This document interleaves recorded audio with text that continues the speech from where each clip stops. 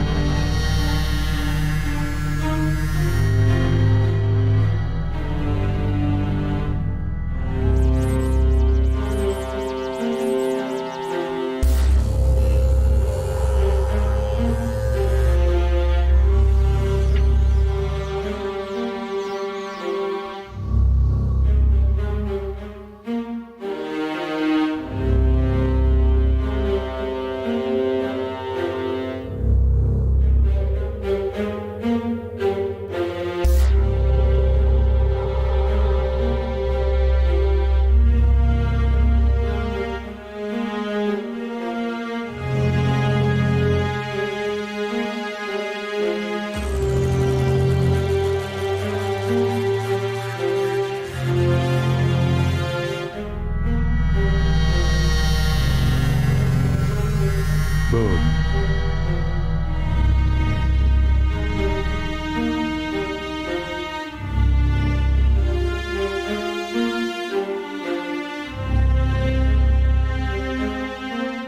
I am an Earther.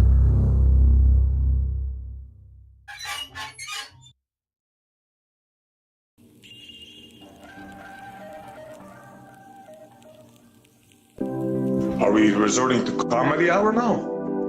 Obviously. Gravity. La La Land is reserved for special people that double speak, that say open is closed, closed is open. La La Land, we are in La La Land. Gravity. Obviously. La La Land, La La Land, La La Land, we are in La La Land. Gravity. Gravity. Gravity. Obviously.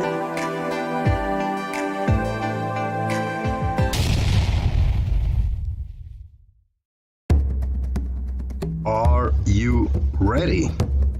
Call your mama, call your papa, call your friends. The festivities are about to begin. Boom.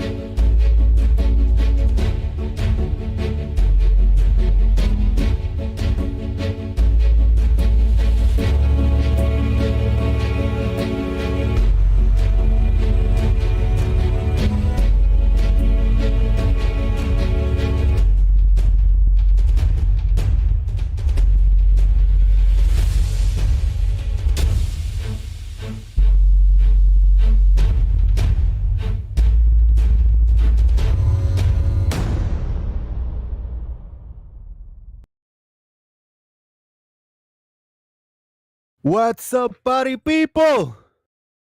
Shout out to everybody on YouTube land. This is Jose JG, and I am in Florida, USA, to the YouTube universe. What's going on, everybody? Please share the show, copy the link, throw it in the Discord servers and in the interwebs around whatever you think. Also, hit a like; it helps, man. Just hit the thumbs up on the video, and there's a few links that you should click them. First one is a PayPal link. You can send me money there for helping the show continue stay alive. And there's a super chat. Support each other. Everybody in the YouTube chat box have is blue, have a range. There's one more very important option that you can do being blue in the chat box. You click on the people's names and you can go to their channels. So support each other. If you got content that you have created, if you have something to share, just tell the other people, hey, just check on my channel. You don't have to throw a link to your own channel. You can let us know and we can click on your name and we can go to the channel. We can visit it there and that's why everybody is blue. You can share links and all the good stuff, but I would prefer the links and the photos to be shared on the Daily Boom Uncensored text chat. That chat, you can find it on the Discord server, and the name is the Daily Boom. We are in the YouTube Live. I am about to open. I'm about to open this and share the voice chat, and you guys can jump in, pop in, say hello. Who is welcome today to come in the voice chat? Well, those who am I giving the opportunity to come in and join us in the Discord server are the Earthers. So, are you an Earther? Then you can come in, click on the link, and join and talk about the topics that we are interested in. You know what those topics are. Not politics, definitely not. Health? Think I gotta talk about health? No, big no. All the stuff in between? Oh, yes. Stuff that don't affect me in the real life, that don't affect you, that you shouldn't bring your emotions in. You shouldn't bring your anger and your anxiousness over here. So if you like to jump in, come on now. Shout out to YouTube Land.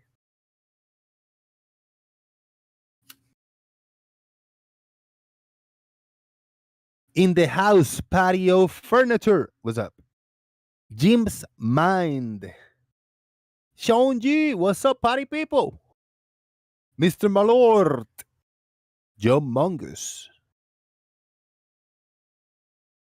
Kuso PR1. Mandelbrot set. He is a Terran, not an Earther. Terran or terrain? Stefan Mod in the house.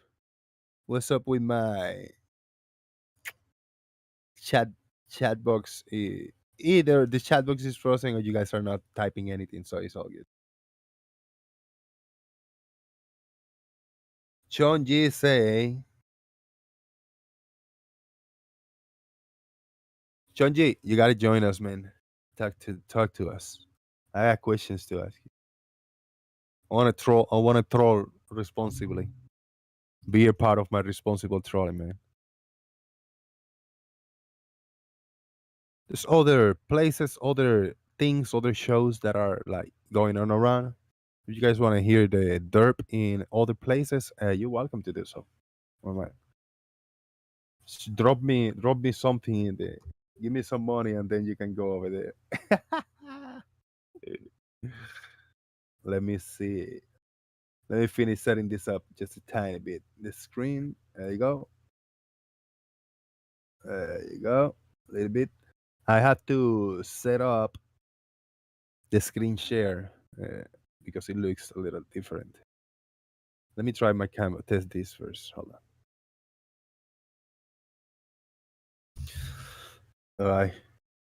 Should be on. Very good. The angle, camera angle can be better. There you go. Oh, drinking the Kool-Aid is here. What's up, Jose? How are you doing today? What's up, man? All is good.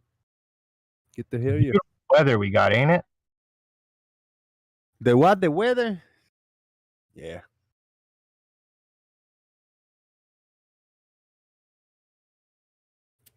It is. It's been sprinkling, raining, very soft rain all day today. It just stopped like half an hour ago. Just enough to keep the weather nice and cool. Yep. It's very nice. And I have a fan blowing in here, like in my face. So that's good. I'm just finishing a quick setup over here on the YouTube, Oh, you do you, boo. and we'll be ready to rock and roll. Right, but up, maybe. Boom! Shout out to this. This was the drink of Kool-Aid speaking. Oh, we also have Ters and Sean G. What's up, guys? Sean G, I heard in the I heard in the Vines that you turned to a flat earther because of what was the comment? You saw me. I saw you, and I asked you. I completely forgot, but it was something about either the space or a picture of a rocket or something. Something about rockets, right? You're talking about like originally, like what? It was the eclipse at the time, and D Marvel's explanation of it. That was what kind of tipped me over to become a flat earther. Well, basically through an understanding of what NASA had said at the time versus what D Marvel had said at the time. So that kind of pushed me over to. Yeah, but yeah, that's it. That's in a quick. I like the format, quick and to the point. Now, how I think is the other way. When you left flat Earth and became a glober again. That would be the Jaren's flashlight test and that documentary that came out. Oh, that would shit, be really? That's what pushed me over the edge to go back to the globe, and that I realized flat Earth was BS. The interesting. Interesting. That one. I mean, the one that they give, yeah, they do the meme, they clip it around. Wow. Yep, Yeah, that's the one. when you say it, interesting. Yeah, it was one of those things where it's just like, okay, well, it's a test. It's a super simple test. You know what I mean? So there's no complication in it. And then it was just like they did it, and it didn't work. And then he just looked and went, "How are we going to explain this?" And it was like, "Oh, okay, well, that's basically how every explanation goes now." What was your go-to as when I'm we're transporting to our flatter times, right? What was your go-to or your point of contention when you went to discussions and debates and one-on-ones and back and forth? Do you have a specific one? Point? It wasn't a specific one. There were things I knew I could go at because the people we were talking to didn't really know what they were talking about. And realizing it after I left and how I based a lot of my arguments, I never really based an argument on this is flat Earth proof. It was more, you don't really know what you're talking about. And I think that's what drives a lot of it. So you were not pushing flat Earth as for you wanted people to become flat Earth. You were there to make them see that a lot of the stuff that we were taught was bullshit. Pretty much, you were just calling the globe bullshit and their arguments. And that's absolutely, yeah, right, okay. I mean, there were things like a lot of people remember when I debated like Red's rhetoric. When I went on his channel, a lot of people were like, "You were debating for flat Earth," and no, a lot of the things I talked about and debated about were like specific aspects of something that, like, at the time, Globers were like, they did this and they had to know the globe was involved or the curvature was there. And knowing how like blueprints worked and all that, it's a very clear argument that, the Golden Gate Bridge, the way it's shaped isn't because of curvature at all. And that was my argument. So it was a lot of globe stuff isn't as you say type arguments. If if they ask you like questions, did you answer directly? If they say no, I just want a yes or no. Was it easy for you to answer yes or no questions when necessary? Well, most of the time it was no, I don't know, because I didn't know, and I definitely wasn't one of those guys that ran around pushing I know. When it came to things I did know, I would definitely speak up. But yeah, like I said, that's what boggles my mind, how people walk around going, I know. And clearly, they don't. But like I was saying, you at least had points against the globe in like all the points and questions, right? Yeah, but specific flat Earth proof, never once. I think the best one I ever had, and the one that I did use a lot, was when I go outside. When you go outside, it looks flat. That's the first step, and that was probably on the facts of what I had for flat Earth. That was probably where it stopped at, and I just didn't realize that. But there were more points that you were more articulated and more researched than others. Mm-hmm. Like by that time, if people talk about long distance observations, you weren't into that by that time too much, right? So you knew the basics, but you talk about all the stuff more actually. Yeah. Well, you got to remember when I was flat Earth. Most of the stuff I talked about wasn't really that type of stuff. It was, you know, you remember the what do you call them, the build type conversations where you guys would go into these just dynamic what ifs. Most of my flat Earth time was doing that. When it was, you know, in my mind's eye, going, this is how I know it's flat. The things I would go to literally were just, you think you know this? Well, this isn't how you say this, so how can it be true? That was my solid. That was my go-to for almost anything. Right. Do you speculate a lot? And if people ask you, but yeah, let's say you don't know, but can you tell us what you believe, what you think? They don't. Oh, We're not gonna hold you into it. They do that a lot. Absolutely. One of the big ones was gravity. Gravity was, okay. If there was like a main one that I looked at, it was like gravity. And a lot of my time was spent trying to figure out alternatives because, you know, I didn't want to say it's not real. I wanted to say it's not real because. So, you know, I had a lot of those avenues. So when it was, I'd go and talk about gravity, I'd be like, well, how do you guys know it's not atmospheric condition, you know, atmospheric pressure and stuff like that? And we go through the steps and talking about what this does and that does, and you know, someone would slip up, and then you just go from there. That's the flat Earth way, right? Did you bash on NASA a lot by that time? Space agencies? No, because I thought I felt there was a space. So when the whole time, not once did I go, space isn't real. That was never for me. The dome was never there. For me, it was okay. If satellites are up there, how are they, you know, orbiting above us? How does that happen? So I did a lot of time looking for that. But like space was there. NASA was just another government agency that told us what we wanted to know, right? Mm. But you must have think that they were hiding something in relation to the orbits and the rotation, because do you think that because I mean, like the sun and the stars and the gigantic universe, but you thought it was geocentric, right? Like the Earth didn't move and everything revolved around us. I know, because at that time I questioned, and of course I couldn't get any real backing or reasoning for this, so it kind of was a stalemate on it. But I always thought, why couldn't flat Earth be rotating? Right. Okay.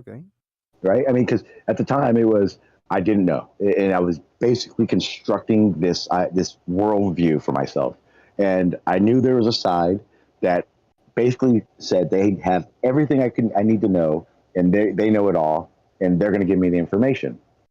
And then you start stacking things, and you go, well, they're thinking of an alternative way of things isn't wrong. It's not wrong at all. It's when you start taking those avenues of impossible that do that. So a lot of my time was spent taking every avenue to what if. Now, you must have imagined, think, and visualized this flat Earth, how it would look, and maybe put also thoughts on what's underneath, what's above whatever point. How do you picture that? You know, just give me a little verbal illustration so I can picture in my mind to the audience, man. How did you see this flat Earth of viewers when you were back in the day? You know. I felt kind of like, imagine like a diamond, but with a flat top. I figured, again, space had to be there because regardless of what's under us or what's going on, we're there. It's there. It has to be a bottom to it. So space was there, obviously. We knew the military and all these agencies do a lot of secret things, a lot of restricted things. So there was a chance in my brain, hey, what if they're doing things under there? What if they, the hollow earth idea came into play for a half a second, stuff like that. It was about parameters, like how far did it go in your mind? Did it stop? Was it like really big or what? The ice wall sounded great. The problem with that was, then at the time I was around a lot of people that were into infinite earth as well. So we didn't know was the best answer I had.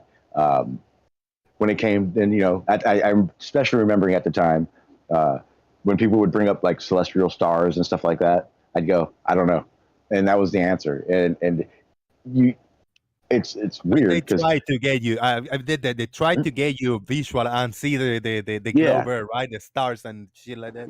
That was one of my big problems I had, and one of the things I realized after leaving Flat Earth, that the whole time I couldn't, or actually one of the big issues I had and became a Flat Earth, one of the biggest issues that made me a flat earther was when I sat back, I couldn't visualize. I couldn't see that in my head, how the globe worked. It didn't make sense to me in my head at the time. So it's very easy to construct that flat earth model. It's very easy to try to answer, what's at the bottom and how are these things going around. And as long as you're questioning them, it can keep going on. By purposely not looking at the globe and wanting to learn to at least to see how they think it is. So if you are ignorant in that sense, if you don't want to learn it, it's okay then, because you can make some shit up in your mind and it will make more sense. Exactly. And that's that huge difference between, a truth seeker and someone who's just a flat earther who has to have flat earth. That's that thing now that I'm learning, Jose, where there are just flat earthers pointless to talk to, just completely pointless. The ones that ask questions and actually take in the information are so few and far between now that it's hard to just try to find those ones to talk to only. You smell from a mile away the disingenuosity, the trying to gotcha. I want to try to get a point. I want to take, I want a sound clip. I want to tell, laugh in your face. You can smell it, bro, that intention. Absolutely. And the thing that I found now is that when I do get that sense of, okay, they're taking it down the bullshit road, when you start trying to get to the details of why, then they want to move away from it. They take that as you're moving the goalposts or you're changing the subject, and it's realistically any topic. The second you want to go details, it starts breaking apart. And the second the person you're talking to realizes it's breaking apart and they just become super argumentative, that's a person that's not trying to learn. That's a person that's trying to teach you something that they just think. Right. Shout out to you, Shanji, man. Can I ask shout a out question? also shout out to Thurs, Lewis, Gary Phobic, Drink the Kool-Aid, Dr. Bro, and Bacon, all in the house. Thurs, what's up? I just want to ask Sean a question. Before you get into flat earth, Sean, were you into things like Bigfoot, the moon landing being fake, and 9/11 being an inside job, or anything like that before you get into flat earth? Not even a little bit. Not even on my radar. Didn't matter. Didn't care. Nothing. I was very into conspiracies prior to knowing. I didn't come across flat earth trying to find it. It happened to, I think I was just going through YouTube, found it was actually Dread's You've Been Exposed as stream, and listened for like a week and just listened to people talk about how it wasn't a globe. And everything from 8th grade, because that was the grade that I remember learning the most about NASA and all that kind of stuff. Everything I learned in 8th grade says they're wrong. So I went in and argued with them. And then that's when I realized I didn't know what the fuck I was talking about. I guess I was one of those Glovers that went, okay, I got all these facts in my head, but I don't really know these are facts. And once that happened, it became very easy to start questioning and start developing this own thing in my head, because I didn't have the globe in my head. I didn't see it there.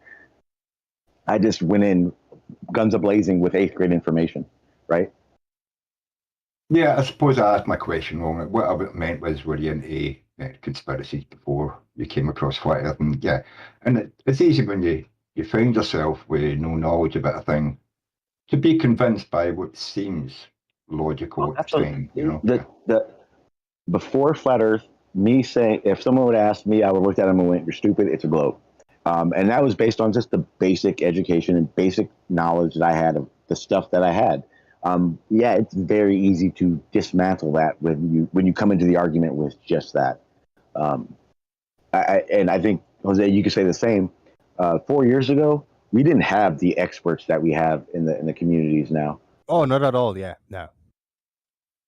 It just wasn't a thing at all. Now, I think in the last 2 years, it's changed everything. Yeah, the globe proponents, they weren't there to, try to, I don't know.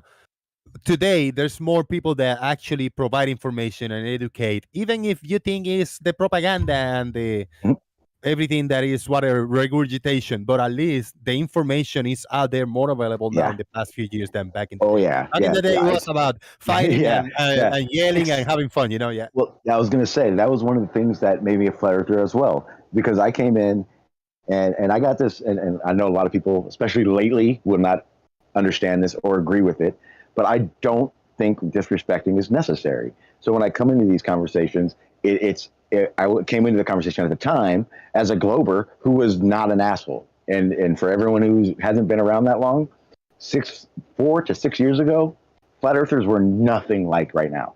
They weren't aggressive. They weren't doing stupid shit. They weren't talking all this shit and all that stuff. They just wanted to have this conversation with other flat earthers. Globe people found it, and it was like anarchy. It was clear, just craziness for 2 or 3 years. And then, as more people found out about it, then we started getting these people that had a lot of profession or skills in these professions, and were able to really give us detailed information rather than the I know it because I learned it in high school type information that was around for so long. Flat Earth is what it is today because 3, 4 years ago, 5 years ago, it was a different information stream than it is now. So now when you talk to a lot of these flat earthers, it's maybe it was the same then and I didn't realize it, but now it's very clear to me at least to who you're having a conversation with and what their motives are. Yeah, I think also some of the main well-known flat earthers today, they came in at a time when it was much easier to say make a YouTube video and present what they said was science to prove their point and make a lot of money out of it, and even write books and stuff. And that wasn't the way that flat Earth was like 6 years ago when I came across it. There wasn't so many opportunities. Okay, here's a better way of saying it. There were so many flat Earth groups then that no one could have made money like Nathan makes or Jeranism. I mean, Jeranism has always been doing what he's doing. So at the time, I would say he was the flat Earth top earner, I guess you would say, money making. But back then, it was so it was so saturated with flat earthers. I mean, the way me and Jose streamed when we both left flat Earth was contributed to how flat Earth worked. Really, it was 24 hours of flat Earth. Yeah, exactly. It was 24 hours of flat Earth. When me and Jose left flat Earth, it wasn't like all of a sudden our way we thought these streams work changed. So that's why we started piggybacking on each other. And we for a long time, Jose, we had 6-8 hours of all of us streaming. So there were no gaps in it. Now it's not the same thing. Now there's select few flat Earth streams that are consistent, and so there's more money to be had for them. So I think that's why they're pushing it the way they do now, because it's not the same either. That changed as well. Yeah, I mean, 6-8 years ago, I was streaming 10-12 hours a day gaming videos, on Twitch and stuff. I wasn't interested in any of this. But as I graduated, couldn't get a decent game to stream, so I started to look for other things on it. That's when I came across not just flat Earth, but a lot of the Christian stuff and all that, and got involved in all that sort of stuff. It was a side sort of show sort of thing for a couple of hours a day, when I wasn't streaming games, There's a lot of ways people come into it, but I would just say, if any flat earthers are listening, I'm sure there are, just think about how you came into it. How much did you know when you became a flat earther? I think it would be more of a red flag, quote unquote, for the globe if someone with a professor that had been boasting information for 30 years came out. But that doesn't happen. You have these random people who think they become scientists on YouTube, and not even in the real world, on YouTube. And there's a lot of people that don't have that understanding that just grab onto it because it is information. And like I said, when you're making those paths, any information is good for you at that point. Yeah, I mean, I came into it because I found it entertaining and funny to watch someone try to explain the world from a different point of view from what reality is. And that's when I get into flat Earth, because I just found it funny that people were talking about a flat Earth, which was debunked in the 1800s, and now it was resurging. in the the 20th century, 21st century, it was just mental, you know. Okay, Trish, how about this? If you were, imagine yourself, you're a college professor, or better yet, you're a student in the college room, right? And the professor asks you personally for your opinion on something. You give your opinion on something, whether it's outlandish or not, doesn't matter. And the professor looks at you and laughs at you. What would you probably do? You probably get up and walk out the class, right? No, I'd feel embarrassed, but then I'd want to know why he's laughing, and I would, I would correct my misunderstanding by him tell me what is facts and being able to check it myself, you know. Yeah. But the point is that if the professor were to say, "Hey, I understand you think this way. These are the facts and information provided, and understanding of why it's not that way," it'd be a lot different than someone walking up to you and laughing at you and calling you a fucking moron and telling you how stupid you are nonstop, right? Yeah, but I'm not a professor. I'm just a guy who is barely educated, basically, you know? Exactly. And that's even a better point. So you're someone who's not as educated as a professor who teaches people the information, but you're here telling all these flat earthers how stupid they are, even though you're not in that profession. Do you think they actually gather any information? Yeah, but during my point of laughing, I would give them links to where they can find real information, and it's up to them whether they want to go there and understand it and accept it, or whether they want to say to me, "Bollocks, it's all propaganda. I'm not even going to look at it," and that's a different form of idiocy, you know. Yeah. Well, I think I was more pinpointing on the comment you made about how when you found Flat Earth, you thought it was funny and it was entertainment, but there's a distinct problem with that, and in my opinion. 100% my opinion and how I see it now. Because now, like I said, nowadays, maybe Jose, you agree or not? Nowadays, completely different animal. I am very surprised any information gets out between either side really now. True. Everyone's looking for the gotcha. Everyone's looking to just prove that guy's stupid. You know what I mean? And it doesn't really go too far. And in the same note, I've already said this. Yeah, a lot of people have heard me lately. Yeah, I've kind of turned it to a new notch where I am less caring to give the information out. But that's also because I did years of asking same questions and got no answers. And then the same people are walking around like they got the answers. That's the only reason why things have changed for me. And there's people that support us and they find us, they see us in Hangouts and they follow what we talk and the Hangouts we do, like Racer XYZ. He remembered my videos from the railroad tracks back in the day, and he was like there was 2 or 3 views, and he was one of them. Like the first ones to watch the video. And he used to watch your Hangouts. He say he loved them, especially the Chris Berry duos. They were awesome. Yeah. I think about doing it again, but again, like I said, my view on how Flat Earth is nowadays has changed a lot. So it's harder for me to have a civil conversation because the second I feel disrespected, I get triggered right away. As you remember with Dan, which is another fun thing. I actually DM'd him, Jose, requesting a actual adult conversation to drop all our BS from the past and have an actual conversation about things. He just I'm going to tell you 3 people that you can have a very civil conversation with. Timok. Timok. Impossible. I'm sorry, I was laughing myself.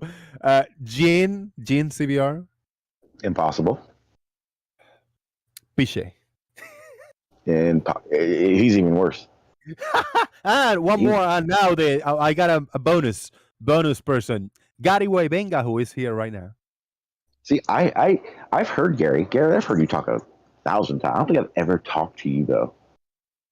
But You as missed far as Johnny I know, Johnny B doesn't even count. Yeah, that's why I didn't mention him. He's just rambles on and yeah. That's the most incoherent thing I've ever heard in my life. It's just insane. Actually, one day it was a few of us having a conversation with him, and we were trying to explain to him, Johnny, we just don't know what you're saying. Some flat earther came in and went, I understand everything he's saying. Yeah. Johnny says something, and I go, repeat what he said, and he goes, I can't. Now, Chonji, do you agree or disagree with me? Because I think Lemon is not in that category. I can have a conversation with Lemon. I can talk to Lemon. And Lemon is pleasant to talk to when in the right settings. You agree or disagree? Absolutely, 100%. I have nothing but respect for Lemon. Nothing Lemon says is correct. Everything is wrong. He is an expert at just spewing crap, but he doesn't do it like most. He doesn't do it in the fu any kind of disrespect. I don't think he's ever disrespected me ever. Yeah. And as far as that, I mean, I can care less what anyone's opinion or view on anything is, as long as it stays respectful. I have a very short fuse for disrespect. If you're able to have a back and forth, a talk and let talk, questions, answers, back and forth, that's awesome. That's it. I don't give a fuck what you say, but if we can meet in the middle point that I don't have to interrupt you or just annoy you by talking over you, and we good. That's it. Yeah. And I know I have this really, really bad problem where I don't shut up. And I've told people, hey, mute me, tell me to, because I'll go on forever. Obviously, that's why I streamed. But yeah, it's one of those things where when I have a conversation with Lemon, I hear Lemon hears me, and I've even told Lemon you're full of shit, and he doesn't take it as me being disrespectful because we've always had that respect. You know what I mean? And that goes a long way. The second disrespect happens, stop talking. It's not even necessary anymore. That's why I don't come in here when Dan was here. I know it's going to happen. Yeah. Oh, yeah, Dan. Woof. Now, Jomongus have three people that are in that category: Travis, Rakia, and SC Montreal. But I've spent a fair amount of time with. I enjoy conversations with Wine and Bird. I call him Birdie, but a lot of the people in the chat, they don't like Wine and Bird because I think the amount of words that he can just link together that sound that's magic, that mean nothing. Yeah, I think it's magic right there. Yeah, I totally enjoy that. I grew up with free flow of thought on comedy shows like back in the 70s and that, and I love all that sort of stuff. It takes me back to like what do you call them? John Cleese and all that sort of stuff. You know what I mean? And you know what I mean? to those three names. SC Montreal, I have respect for. I am worried he's going down that rabbit hole that a lot of people turn into where they just become negative. But he's never been disrespectful to me, so I do have respect for him. Rakia's crazy. Rakia, I can have a conversation with Rakia if it's one-on-one. If anybody else is there or he chimes in on a conversation, he's impossible. Yes. Travis is, and I don't care if anyone likes this or not, Travis is a fucking racist. Travis has serious issues. Travis is a fake. I can tell you this for a fact because the way Travis acted before I met him, when I met him, and after I met him, all 100% different. And the way we talked to each other didn't change. He changed. The second he was, and I noticed this. This is when I noticed it real bad. I never challenged Travis because I knew if I challenged him, I'd scare him off. The second we started challenging him on my stream, and I did like that week-long Anacapa Island thing, and just facts were just laid out in front of him, and then he did that crazy famous flip out.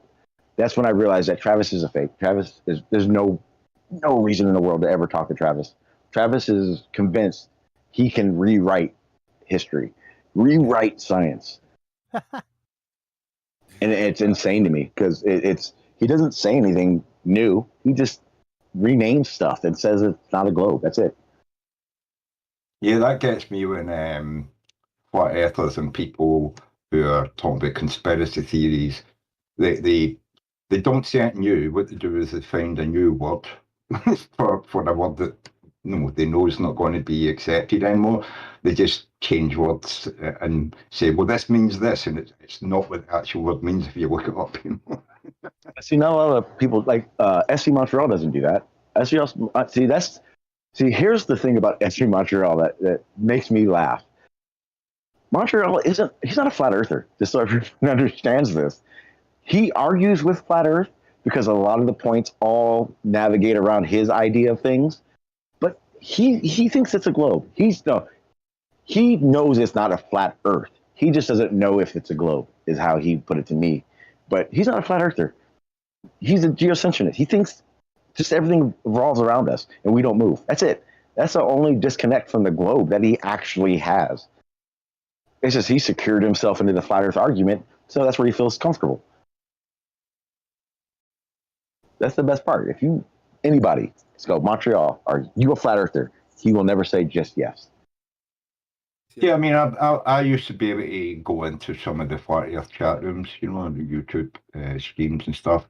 But after a while, they soon found out that I was a glober, and every time I ended, they would just poo-poo, shit over the top of me, and then kick me. You know, they didn't even want me to, interject on any topic. You know, yeah.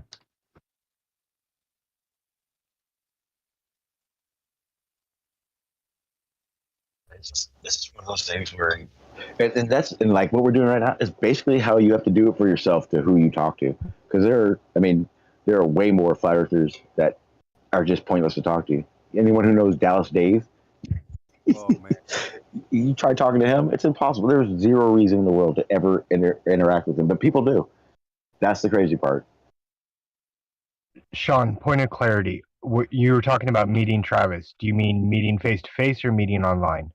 Yeah, Meeting, meeting online, meeting face to face, and after.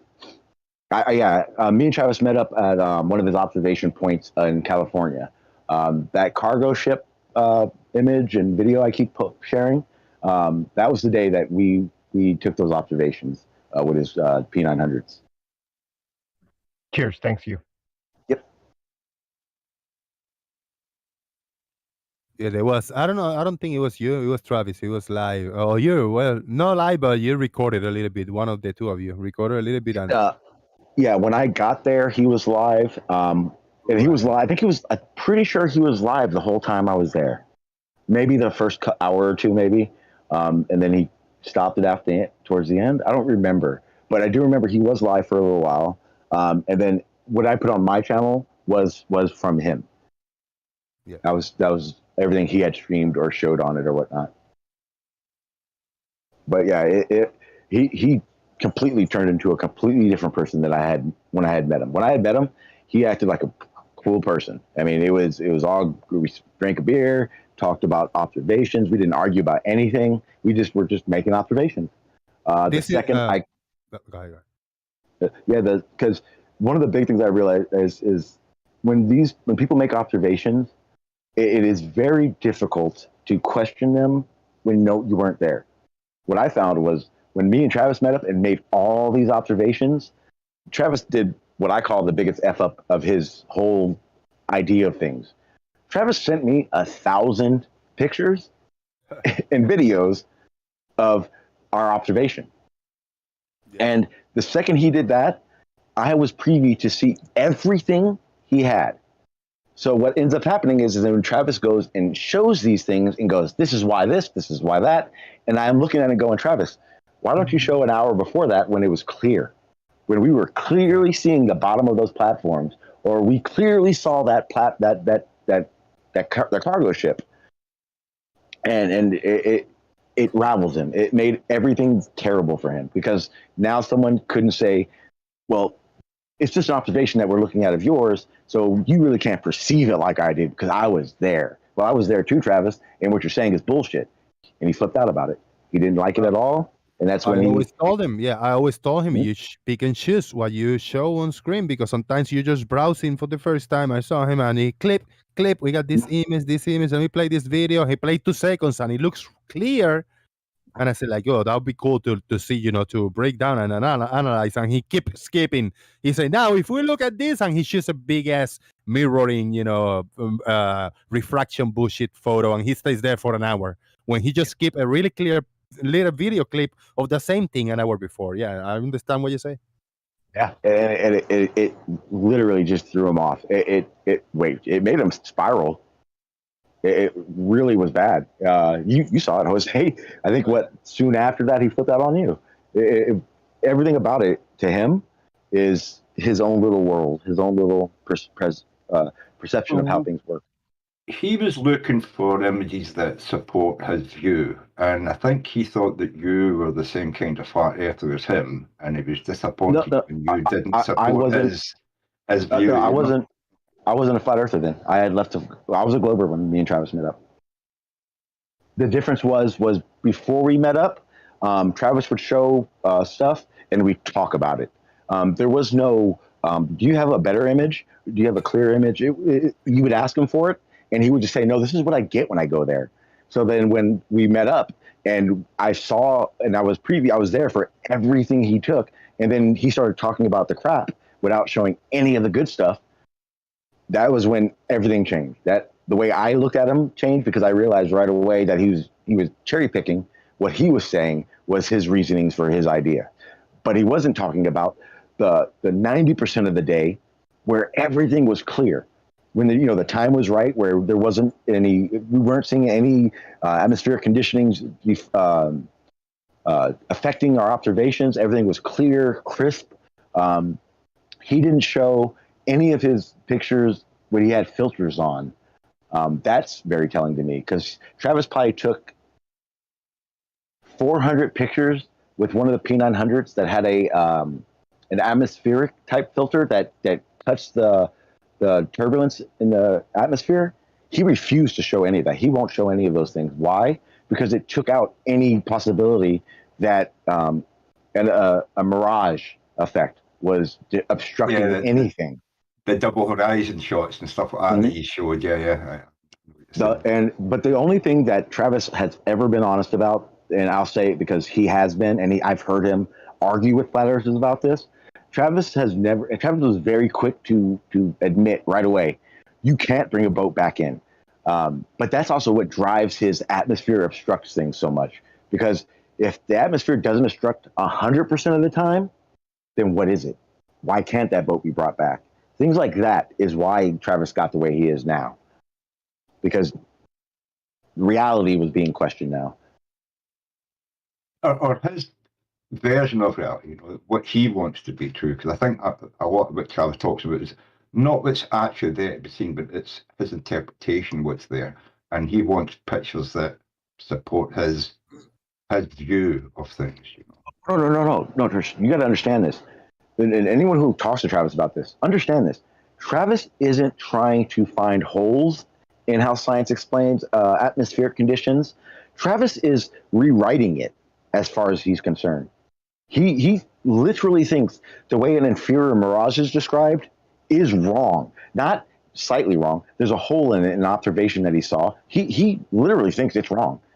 He literally is trying to rewrite how atmosphere and atmospheric conditions work. So he's rewriting science, Yes, it's not to him. It's not about, like I was saying earlier, where I as a flat earther, I poked holes and stuff, or I try to expose things, or try to make someone seem like they didn't really know what they were talking about. He really is trying to rewrite how light and atmosphere it works.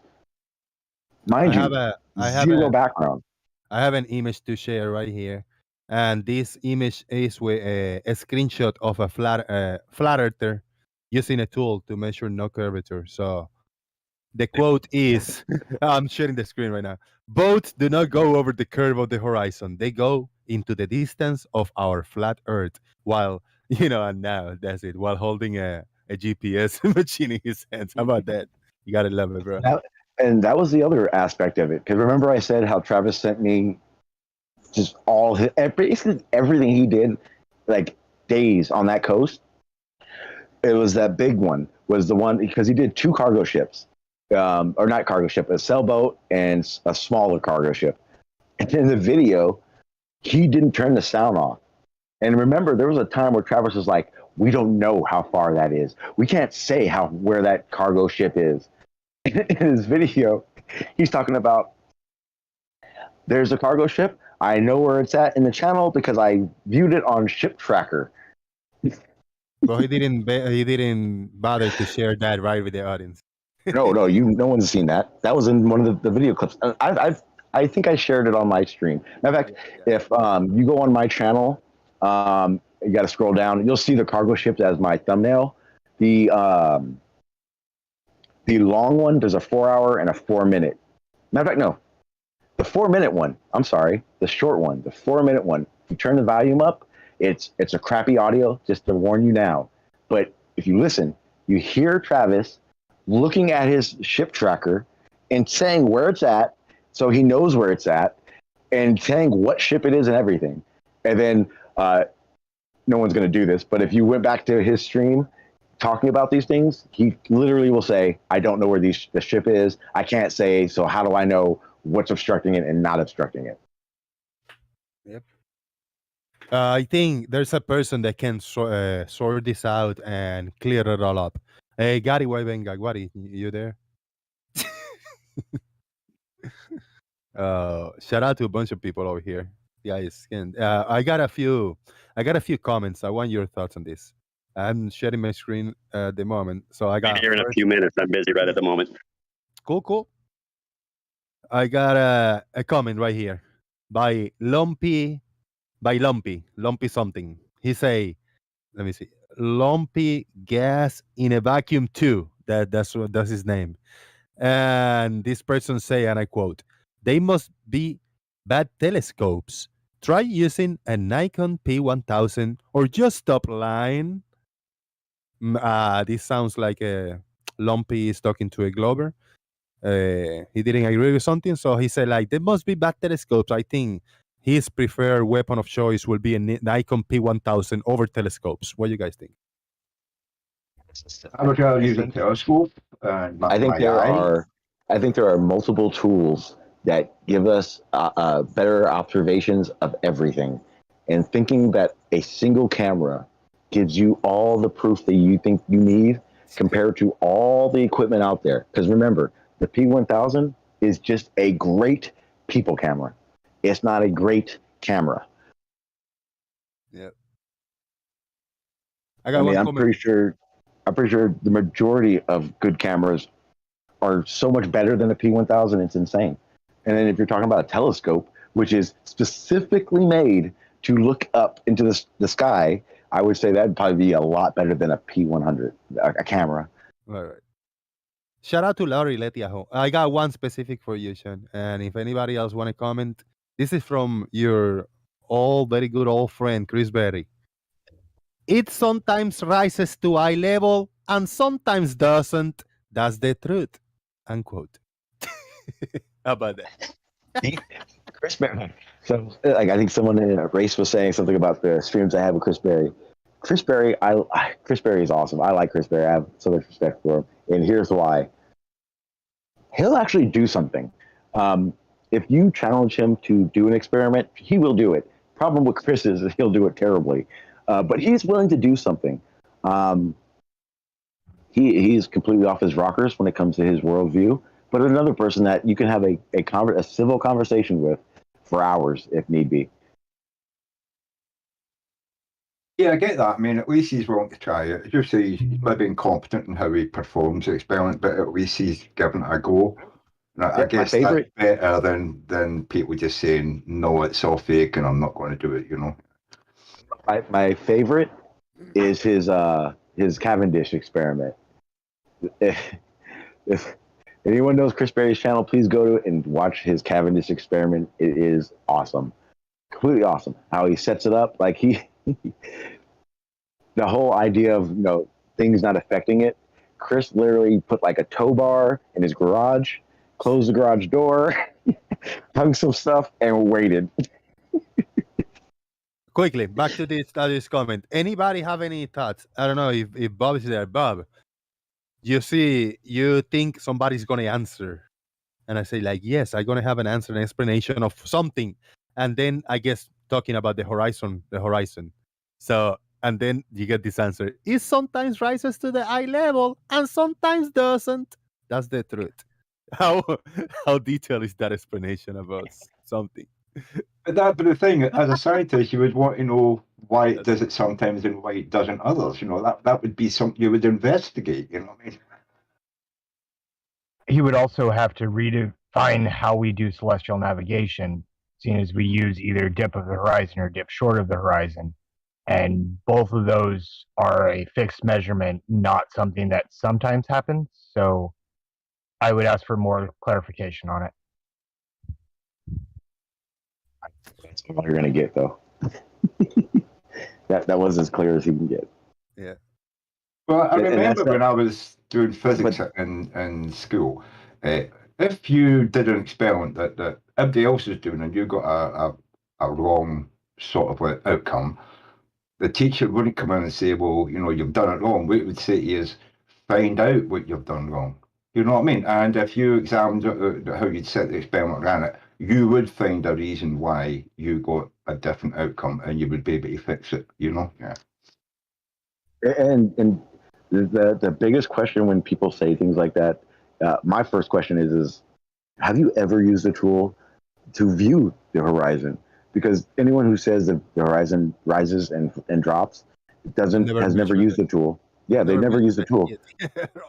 And it is simple because you can get I think I did it. I'll try to find it in my computer. I'm pretty sure I have it. One day I went to the beach with a simple peep sight. It's a little eye level, looks like a little mini telescope. Great checkers use. And I went out to the beach, and what it does is it makes it so where you're looking is level. So you can get your eye level and look at the horizon. It will never be at that line or near it. You will always have to look down to the horizon. So when someone makes those kind of comments, they either never used a tool or they're lying out their ass. But never using a tool to actually see this makes it very easy to say that the horizon does rise to eye level because they've never seen anything to show them different. I got two more quick comments right here. By Una Toxvimu, he say, Globe Dreamer go the beach and ask water why doesn't want to curve. Globe Dreamer go to beach and ask water why doesn't want to curve. And thought. Quote. That's fantastic. I love this comment. Just refer them to King Canute. I love this comment. Sean-G, I'm a globe dreamer. I go to beach and I ask water why it doesn't want to curve. How about that, man? I'll try it. I don't think I'll get an answer. And if I do, I will put myself in the first, I'll commit myself because, geez. Well, there's an ancient king. There's an ancient king tried to control the waves, remember? King Canute. That tells you can't talk to water, right? But he asks water. He does. Oh, he does? Yeah. No, King Canute tells water. He tells water to stop coming in, and the tide just keeps coming in, Is that what controls the tides as well? Maybe he's a water genasi. We don't know. I don't know that. You don't know the story of King Canute? Well, I'm sure if you Google it, it'll come up, It's an ancient fable, Good old church. Yeah, it's... I don't know how to respond to that, Jose. I honestly don't. There's no response to this. Now, I got one right here, and this is a legit comment. I call this comment a meme parrot by many people, even though they don't realize that there's a lot of things missing in this point and meme. Holy shit. I'm sorry. Hang on. Hang on. Hello, Carlos. Uh-oh. What's up, Sean G? Oh, man, it's been forever since I've seen that young little face. Oh, no. Carlos. Well, thank you. You're almost 18 now, right? Oh, I'm almost as old as Chris Berry. You back to work, Good to see you. I am back full force, Jose. Very good. Very good. Happy for you. Yes, sir. Glad to be back. Yeah. I got a comment right here. It's good to hear your voice too, Shanji, by the way. Sorry. This is the last comment right here. Mr. Sam says, if the Earth is a sphere with a radius of 3959 miles, then every horizon distance measurement must be no more than 1.225 times the square root of the observer height in feet. You see now why I call this a meme parroted by many flat earthers. Now, the two obvious points that are wrong in this statement is there's no mention of refraction, because if the Earth is a sphere, and some point around here should say without refraction or not in a atmosphere. That's number one. And number two, it doesn't mention height right here. It doesn't mention height. So the Earth is this big, and the horizon should not be more than this away from me. What if I'm at 1,000 feet in the air? What if I'm in an airplane? How far is the horizon? 1.225? What if I'm laying down in the beach? Is it 1.225? What if I'm standing up? What if I'm in a 20-foot ladder? So it's no mention of height in here. That broke it, because if somebody doesn't understand this, they go like, I don't know, yeah, it makes sense to me, but they don't understand that there's no mention of height for this horizon to be at the distance, and there's no mention of refraction, when refraction must be included, at least say, with no atmosphere, if the Earth is a sphere, or without refraction. Anybody's thoughts? Is this a meme? It's not even need to answer Absolutely it? is. It's that cherry picking information to get your point across, while cleverly leaving out the important stuff. Yeah, probably no better than the 8 inches per square mile thing that they think causes a curve rather than a parabola. But yeah.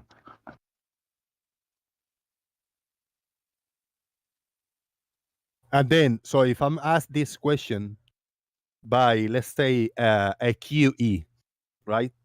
Because this is like his words, parrot everywhere. Let's say QE asked me this. I say like,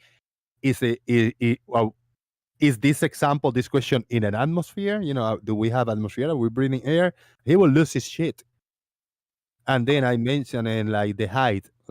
Is this no height at all? Like my eyes touching the water, so that's why this horizon, or what's the height? He will lose his shit, because he wants this to be addressed without any discrepancies whatsoever.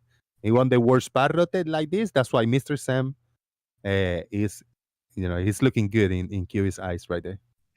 And God forbid you say in the geometric horizon world, that's the correct statement, because then you go into that whole battle of the geometric horizon versus the apparent horizon of what we actually observe.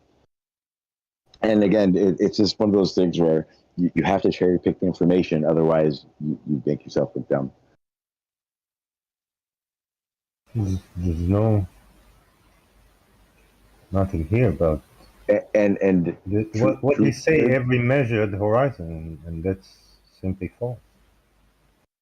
Well, actually, yeah. Trudner corrected me. So he said here 1.225 times the square root of the observer's height in feet. So it does mention the height, but still, are we living in an atmosphere or not? Because then it will not necessarily be like this. If just fluctuate.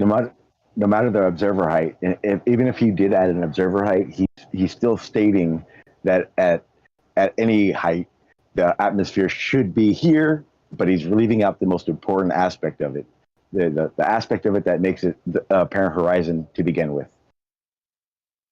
It's also the problem as well. A lot of people do this. Like, they make observations and they tell you the height, and they say, this place I took the observation from is 8 feet above sea level.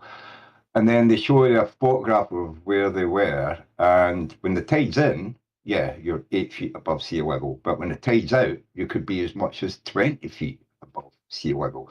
So what time did you take the observation? They don't normally give you that. So it could be as much as, 18 feet or, 17 feet out, whatever, depending where they took the observations at high tide or low tide, If they tell me about the geometric horizon, so is there a geometric horizon? Yes, 100%.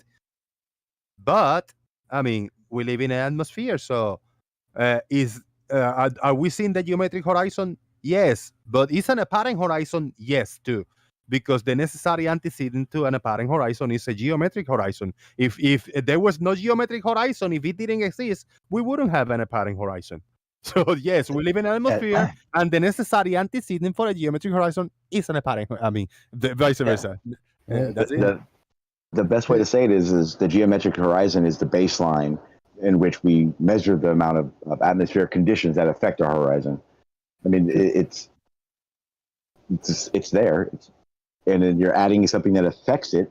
Therefore, magically, it's not there anymore. It doesn't make any sense. Yeah, you're seeing this black swan they mentioned, and you see that the oil rig, the big oil rig, all wiggly waggly and moving. Is that a geometric oil rig? Well, yes.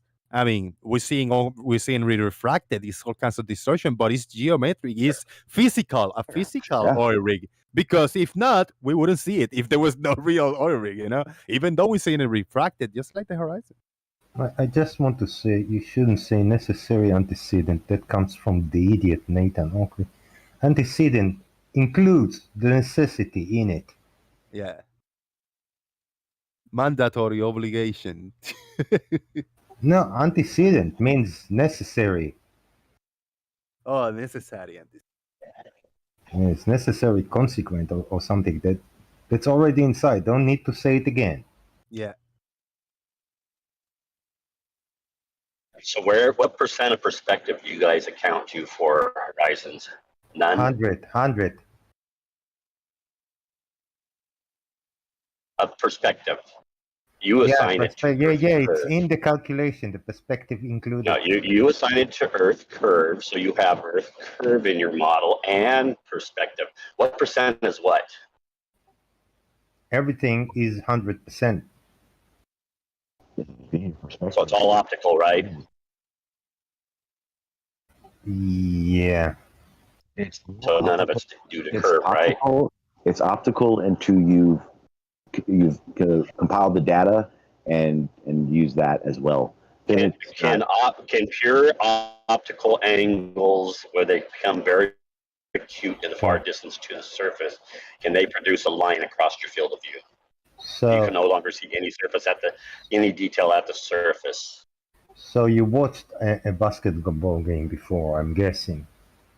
The ball is not. Answer my question. The ball is not. No, the ball is not. And go somewhere else. Gary, I was fucking talking, Gary. You weren't going to answer the question. You Gary, were I was else. not asking you a question. It was a simple yes or no answer. I was in the middle of my sentence. Yeah. Okay, we'll see if you actually answer. He wasn't. Yeah, he's not. No, maybe he's not going to answer your question. He just want to make a point, and that's fair. We got a big group, and we're not going to get stuck in back and forth. If anybody wanted to answer, maybe after Shaik, they want to answer. Shaik, make your point. Go ahead.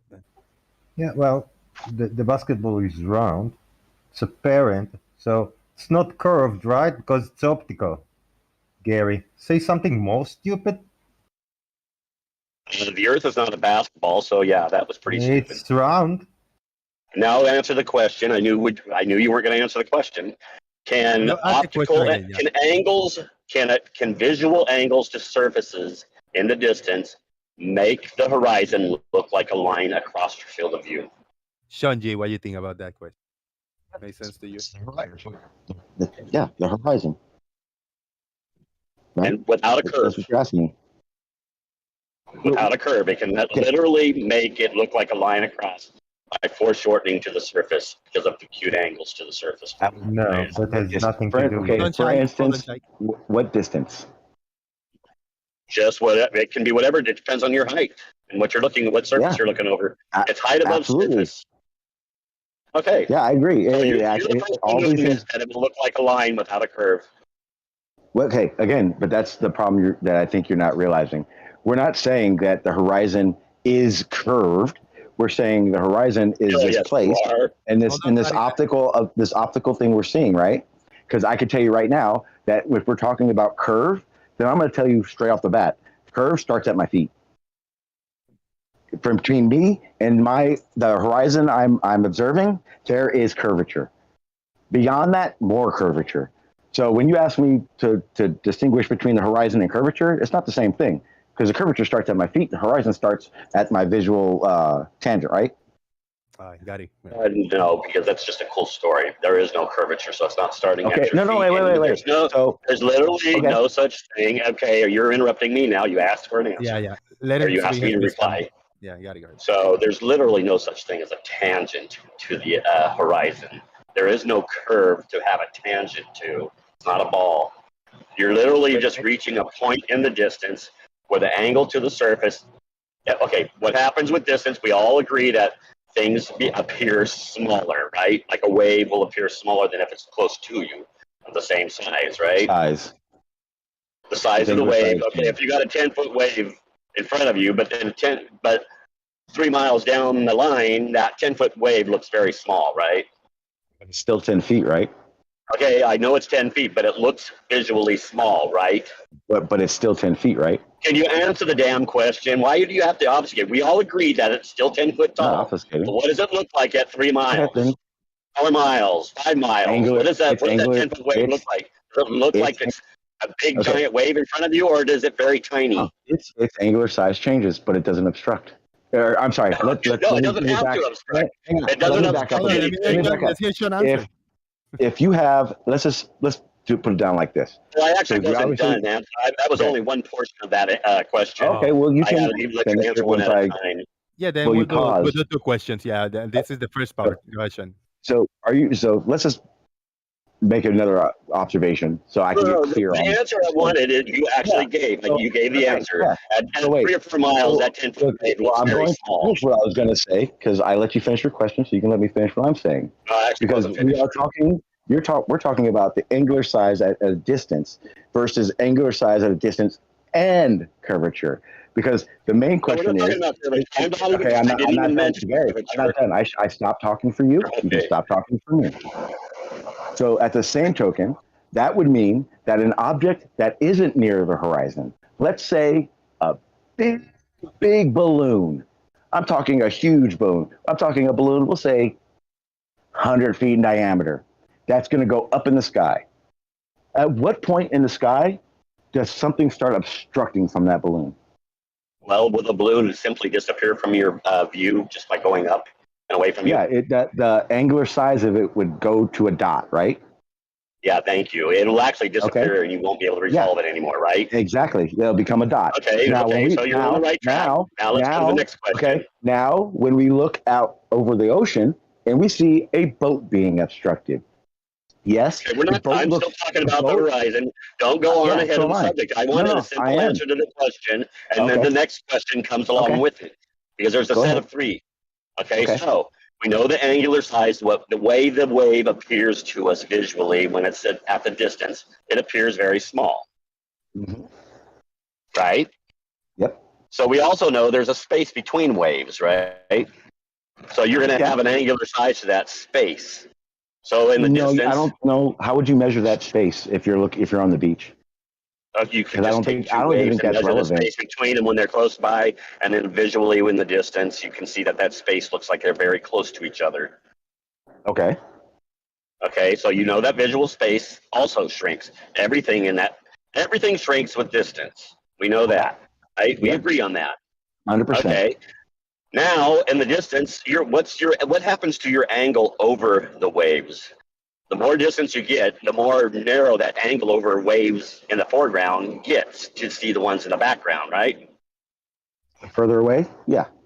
No, not Yeah. narrow. Doesn't get narrow. It doesn't, the Well, angular your size. angle does get more narrow over the top of those waves. If you got waves right in Actually, front of you and you're looking over them, you can see a nice gap, and in the distance, you can't see those gaps anymore.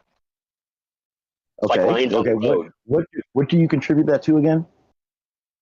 It's just your angle over the surface. So Okay. if you So got, what about you got when I? waves So everywhere as what far about as you if can I'm? see? What if I'm at 100 feet above the ocean, and I'm looking at waves, and I'm looking at waves a mile from my position? What about it? Where does the? I don't know where what does your it- exact question is here. Where does this trough become obstructed? Just wherever out the distance, the angle becomes too narrow over the waves. That's Okay, why when so- you go up so- higher, it's further okay. out. There's more Yeah. depth. Okay. So let's now change that. Let's now change the size of your waves. Now I'm standing at 20 feet, right? The wave I'm looking at is 5 feet, and we'll say 2 miles. So it's a good distance out. Do you think? Do you think that 5 foot wave and a 10-foot wave behind it, you're not going to see that trough? Because it's a trough. But not in the distance. In the No, distance, you- that gap closes in the distance, And so there comes a point where you can't tell the difference between a 10-foot wave that's 5 miles out and a 5-foot wave that's 3 miles out. You can't see them. You can't see the difference anywhere. The angular size changes appears to change because it's farther out. The gap over them is it's increasingly narrow with distance, and any gaps in between them becomes very small in the distance. What about when there are no waves and we're looking at a ship? You'll still get the same thing with distance. You got to take the. Let's take this ship and we'll just split it. No, hang on. Here's the problem, Harry. Because you're overpassing what you're talking about. Because you're talking about what obstructs. You're talking about what obstructs something, and you're not getting to that point. Do you have an angle to the surface of the ship? Does the ship have a surface? Gary, there's no argument that when a 10-foot wave happens and you're on the beach and you're looking at that 10-foot wave, there's no argument that it looks smaller. Yes. Now, you're talking about seeing two waves from wherever you're at. Wherever you're at, if you see two waves, if that first wave is taller than the second wave or taller than you where you're observing at, that's going to happen. The reason I asked to lift your elevation is because then you don't see that with distance. What I'm asking is I don't know why you're saying if a wall is in one spot and a wall is behind it, will you see in between the wall? That doesn't even make sense. That doesn't answer why. That's not what I said at all. You weren't paying attention, obviously. Okay. You were thinking of your next answer. Let me ask you. Okay. Let me ask you if. Okay. Well, he's going on and on. You don't give me that time. All right, okay. we're good. I was just going to see if I am wrong because you said you can't see the trough in between two waves, right? It depends on your height and how close they are to you. Okay, if there's a wall in front of you and a wall behind that, what would you have to do to see in between those walls? You're not going to see in between. You have to be talking about seeing the wall behind the other wall. Yes. What would you have to do? What would you have to do? It depends on the wall in front of you. Okay. Is higher or shorter than you. What you see on the second wall, and how far the second wall is away from the first wall. Okay. What are you explaining that says that obstruction doesn't happen to curvature? I'm saying that you can have simple disappearance without any curve. It's simply the angles become too narrow at surfaces to resolve when they hit center frame where all the angles are super compressed. There's literally no room to put the information in the pixel space. You run out of room unless you go up higher, and then you change your whole field of view, and you got more depth and distance. Okay, at 100 feet, does the same effect happen if I look at a cargo ship? Will I see a cargo ship obstructed? It depends on how close or far it is. At 100 feet, at 100 feet, yes. If it's 20 miles away, you will see parts of the bottom, and that's what I tried to start to answer earlier, but you wouldn't even listen to it. Does the ship have a surface? Does the ship vertical? Would we call it a vertical up and down? From the surface to the top of the ship, yes, that's vertical. That'd be a vertical so you have an angle. You have an angle from wherever you're standing on the beach to that surface. Okay. So are all angles, let's say you're 6 foot tall, so you're going to take your eye level to the 6 foot part of the ship. Now let's draw sections, and we'll have each section equal. Now will your angle from your eye be equal to each individual section? No. They're all equal, remember. We're going to draw horizontal paint. We're going to paint them across horizontally, all at equal, let's say, 5 foot spaces. Now your eye level is at 6 foot. Now you draw your angles to the various sections. Draw from that section on the bottom to your eye. So now you got a vertex at your eye. Now take to the second section. Now take to the top, the third top section or whatever. Are all those angles equal? I hear what you're saying, but you're not hearing what you're saying. Because I know exactly. I've got videos that show it. Not your turn anymore. In the same context, again, I asked the same question. A 100-foot diameter balloon that rises into the sky, in your situation, because of the angle of the viewer, you are now telling me what I should see at a balloon 100-foot diameter at a whatever distance far away. Not only will its angular size become a dot and disappear, but then I should see obstruction from the top because of my angle that I'm viewing that object. That is your argument with the boat. No, because let's face it, the surface of the ground is the basis of your field of view, no matter if you're looking up or down. Okay. Your height above the surface is the one most important point in how you see things. Let me ask you Now something, you Gary. take the angles from all those objects, submitted to your eyes in that field of view, and they're the second part of the equation. Okay. And Can I ask now you a that's why question? I'm We saying can when simplify the this. just goes straight up and down, divided in equal sections. You're standing there, eye level's at 6 foot. If you take the angles from each section to your eyes, are they all equal? Okay. Can I ask you Are they all let's equal? Just answer the can we question. simple? No, You can answer the question. I already This is did. not I did. I did Are they? answer it. I did. No, you didn't. I didn't hear already- you. Can you repeat it? I said no. Okay. Because of your angle. Now Remember that. let's simplify this because I want to see if this happens in to you. Okay. F the shape of the earth. We're standing on the flattest board ever. And we have a board that's 20 miles. So I'm on one end and the ship is on the other end, right? We know it's flat. We're not saying there's any curvature at all. Are you saying that ship not only will shrink its angular size to a dot and disappear in the distance, but it will also obstruct? It doesn't obstruct, it becomes unresolvable. And it's bottom first. The surface is the bottom. It's the limit of the bottom half of your field of view, isn't it? The ground is always the bottom half, right? Gary, no matter how you are, the ground is the bottom half of your field of view, right? You're right. Okay. I'm going to share a pic, and I want you to explain to me. Okay. Well, can you answer that question with a yes or no? Why does mathematic change from to two halves? Yeah, I don't get it. Because your field of view always has everything below your eye level goes up to it, everything above it goes down to it, right? Gary, before you go, I don't want to interrupt. I just need 10 seconds in the between, and then you can answer your question. Or you can say the point.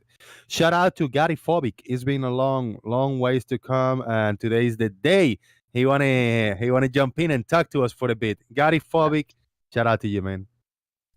Hey, Gary, I just put a picture in the chat.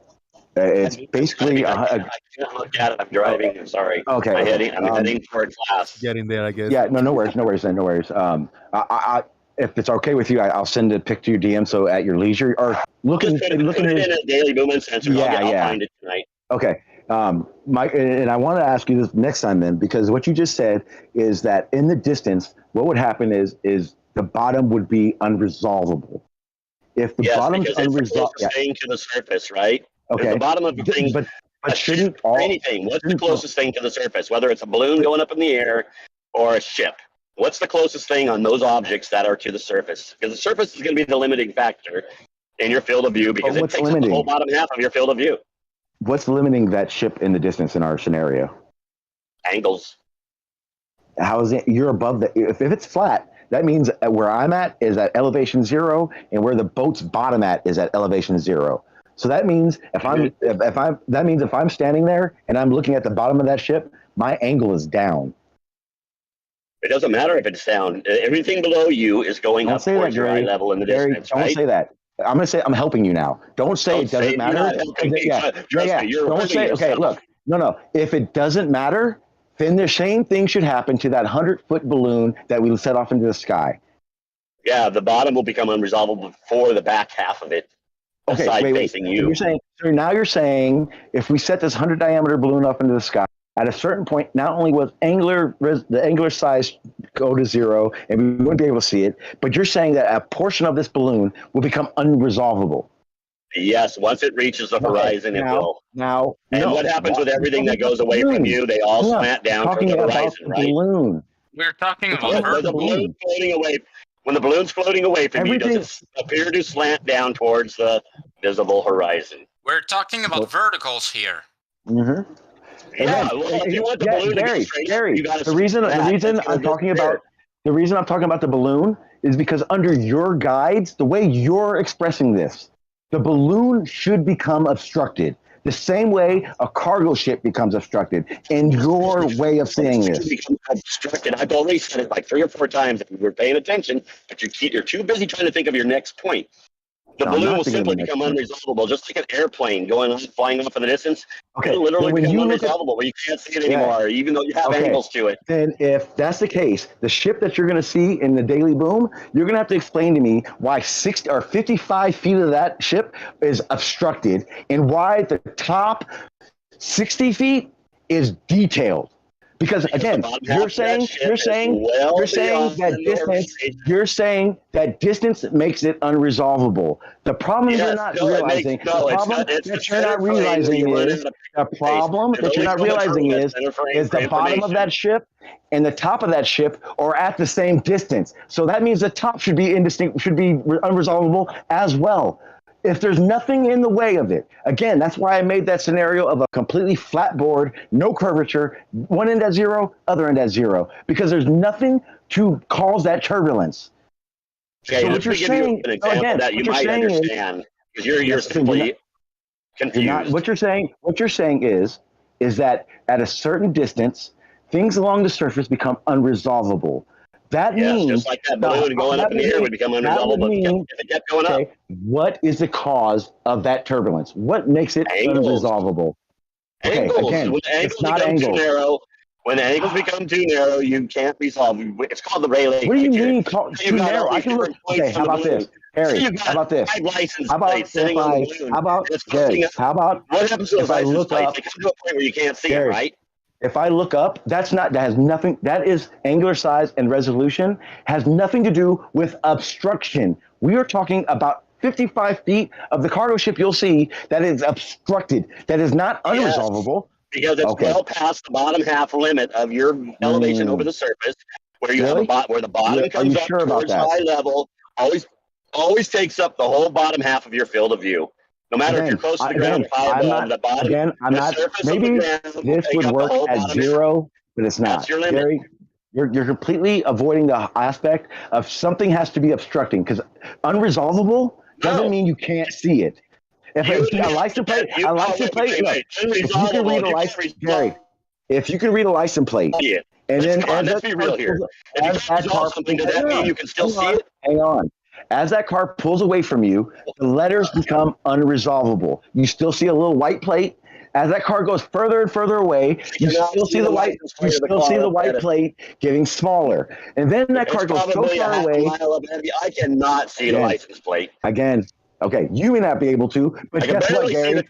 At the point, hey, Gary, at all the points you're able to see that license plate, at no point does that light. Do you only see half that license plate? You see all of it. It just becomes less and less resolvable. But you never see half that license plate. Here's what I'm going to show. What you're talking about is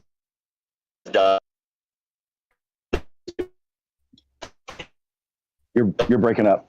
Yeah. We cannot hear that, man. Robot. I think he's got to head to his physics class anyway. He's late for it. I want a proper shout out to Gary Phobic. Gary Phobic, are you him? Yeah, I'm good. You're usually just done too soon, so I can't jump on because I can't talk until after work. Should I say glad that you are? I'm asking you. Are you an amorphic mind?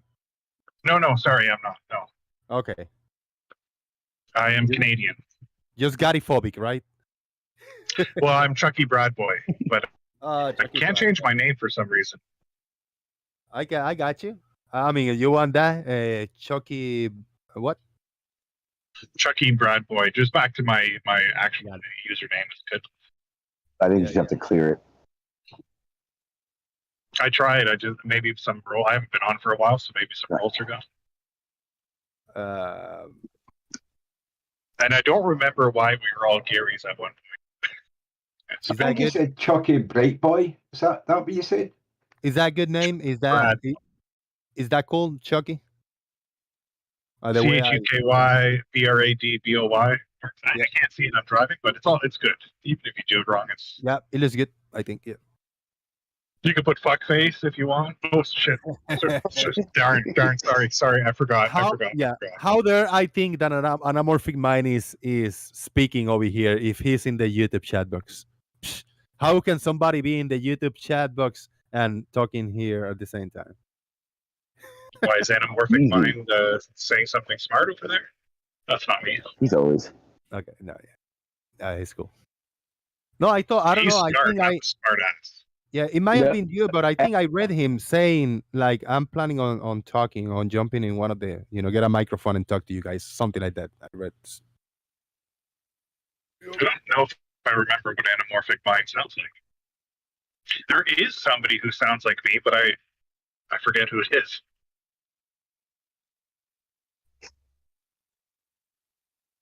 I sound like Wait. Carlos. Hey, Jose, just for the record, anamorphic, he is Canadian. Just so you know. There you Facts. go. He's 100%. He's 100% Canadian.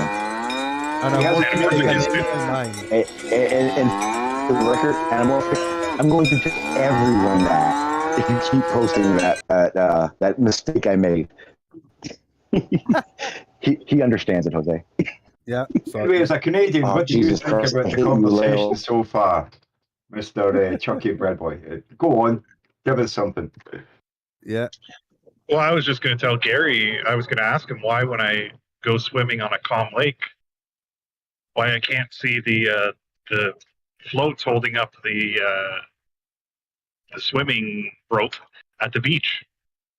If I go low, I want to throw this shout out before he goes too far, just in case he decides to leave. But Leo, $2 super chat. Don't Leo do for it. $2. Hi, No, Chonji. no. Hi, Chonji. I'm here in Hey, voice chat. Leo. Hi, Chonji. I'm here in voice chat. Hi, Shaji. I hate you, Leo. I hate you so much. Leo hasn't been in here for a while, so that's good to hear, man. I'm always at work when you're doing this, so I decided to come in and bother Sanji because I heard him speaking. What do you hear in voice chat, Lee? yeah, every once in a while you should do it later, Jose, Yeah, if you can, and then Nice to see you, Leo. I hope you've recharged your batteries, mate. You're coming back with a bit of energy now, yeah? What? Recharge my batteries? Oh, you've been away for a while. Good work, I'm thinking Leo. maybe you were, popped out and you just need a wee break to recharge your batteries as well. Chonji, are you watching my screen share? Yeah, I would just like to say I think that last super chat was the best one you've ever received.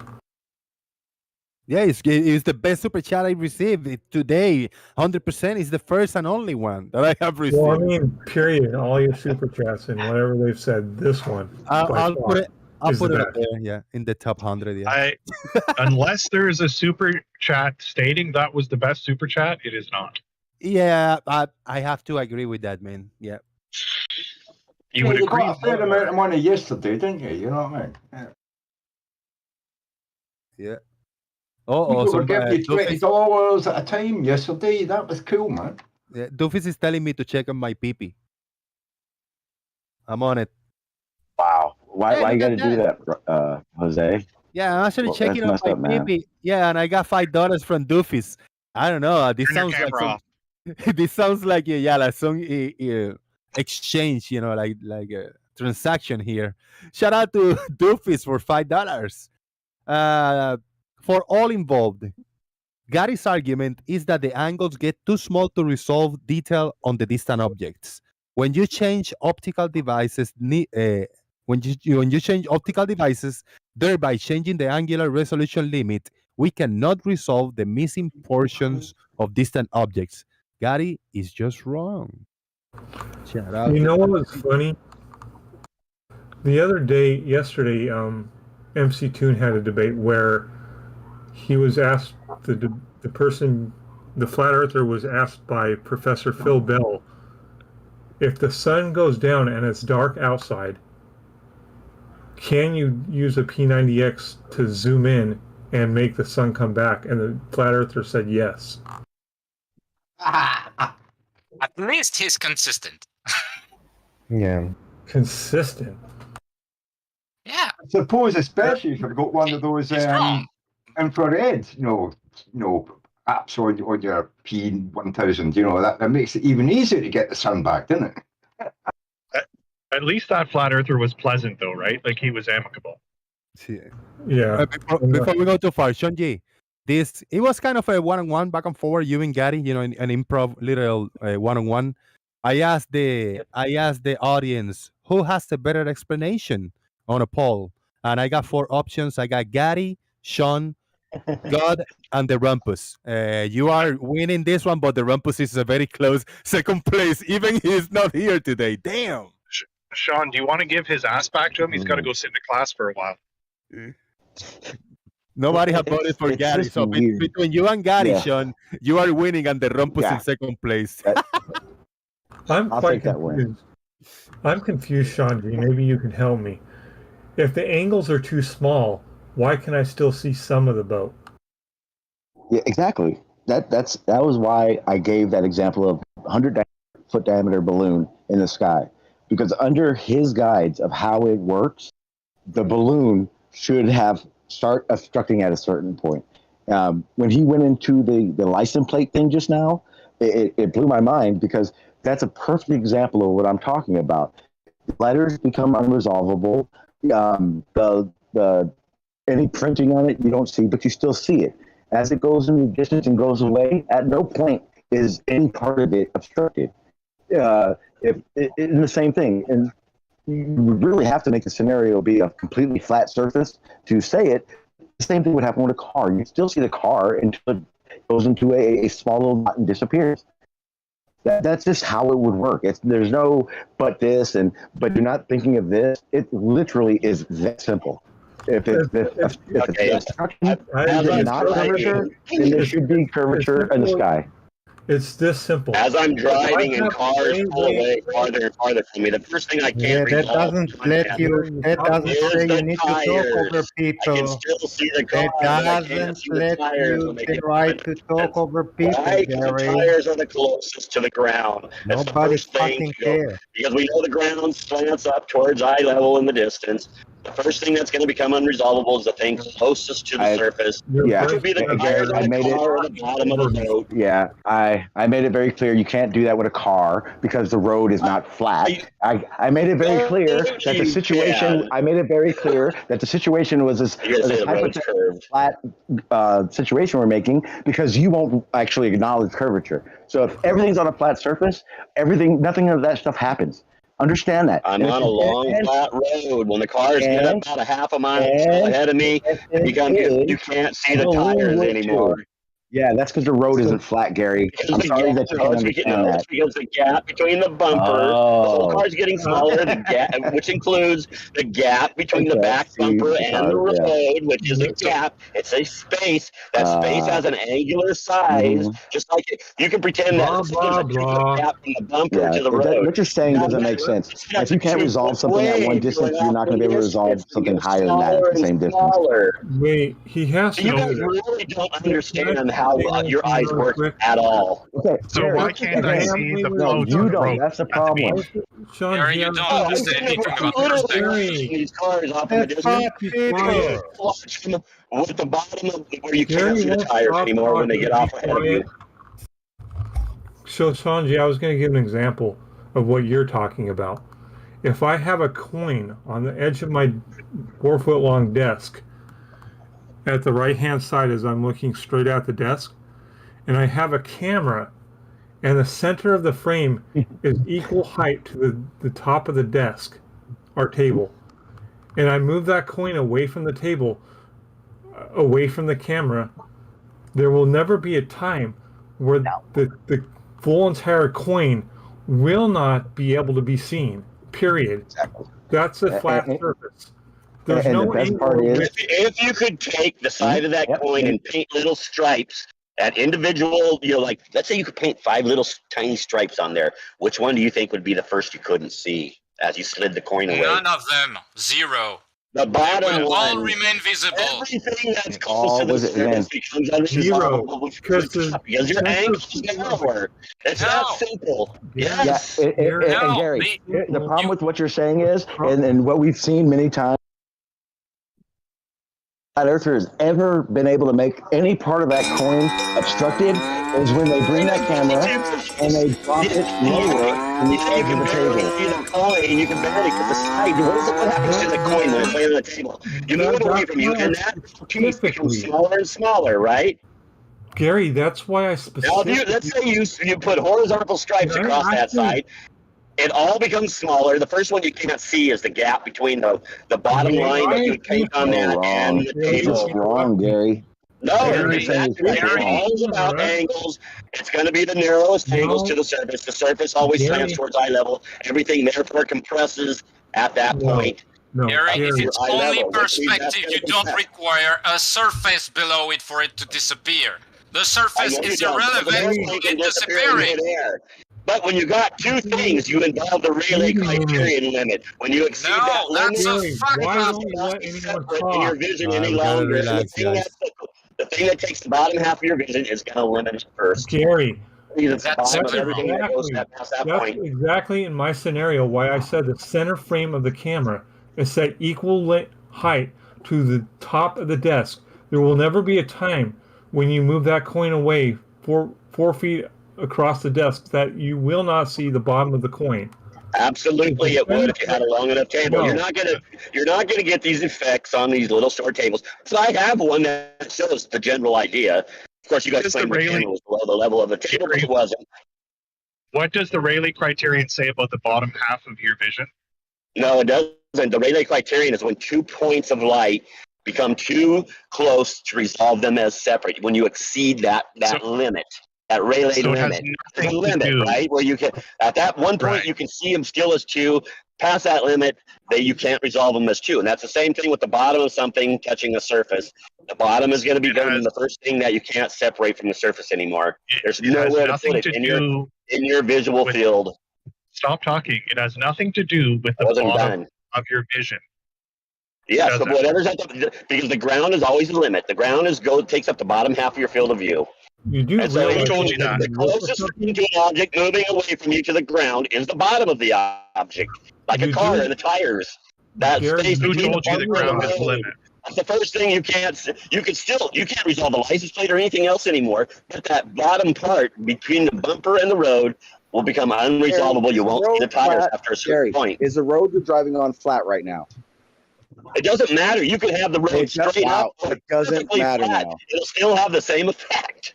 No, It can all right, Gary, slant you're wrong. upwards or Gary, downwards, Gary, whatever you understand want this. Gary, understand this.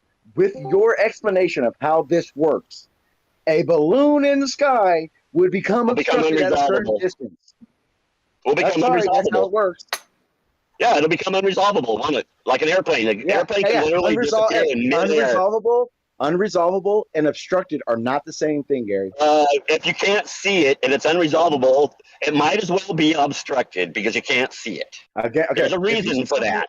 So if you see something in the It distance, passed, and it's it passed if you see all something- limits of resolution. If you see something in the distance that is blurry, do you say that's obstructed or you say unresolvable? If it's blurry, it's still resolvable. You're still seeing it. I'm talking about like a balloon or an airplane in midair. Okay, so you don't understand what disappear with your eyes. resolvable means. You don't understand what that means then, because No, what you're saying unresolvable is, is when you can no longer resolve it. oh my You're talking God, about a balloon. those and are the an airplane details in in it. the So air. that's just resolving the simply details in disappearing. it. Like we were talking about the license plate, when you can't read the letters, that's unresolvable. When you can't distinguish. It's not unresolvable like the space between the bumper and the far distance and the road. It will simply become too narrow to resolve the tires anymore. Yeah. Oh, okay. Oh, I'm perfect. watching it right Hey, now. Gary, the problem with that I'm is watching that all the these cars tires, in the Gary, distance. Gary, You can't the see problem the with that tires. is that the tires and the bumper aren't at the same distance. One is actually further from your visual, from where you're looking. So yeah, the bumper, which is higher than the tires, and the tires that are further from your view, yeah, that's a form of obstruction, not resolve. No. It's just that space. We're mentioned the space Gary, between waves. no. Remember, It's not, we mentioned Gary, the space between waves. no. It's the same It's not a thing. way of saying, That I understand space what I'm becomes talking too narrow about. to So see what the I'm tires talking about should be anymore. taken into consideration. You Because understand that, right, not Gary? only was that space smaller, the tires became Can I just ask Gary appear something? smaller. Okay, well, hang on, Gary, because I got to say something to Jose. Jose, I got to go back to work. Thank you for this enjoyable interaction with Gary. I now see.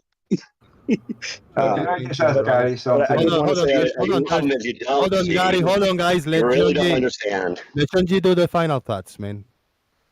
Yeah, I just want to say, Gary, I'm sorry, man. With the way you think of it, everything should have struck in the sky. Clouds, balloons, airplanes, you name it. Resolve and obstruction are not the same thing. Jose, I do appreciate the time. I will be coming around a lot more.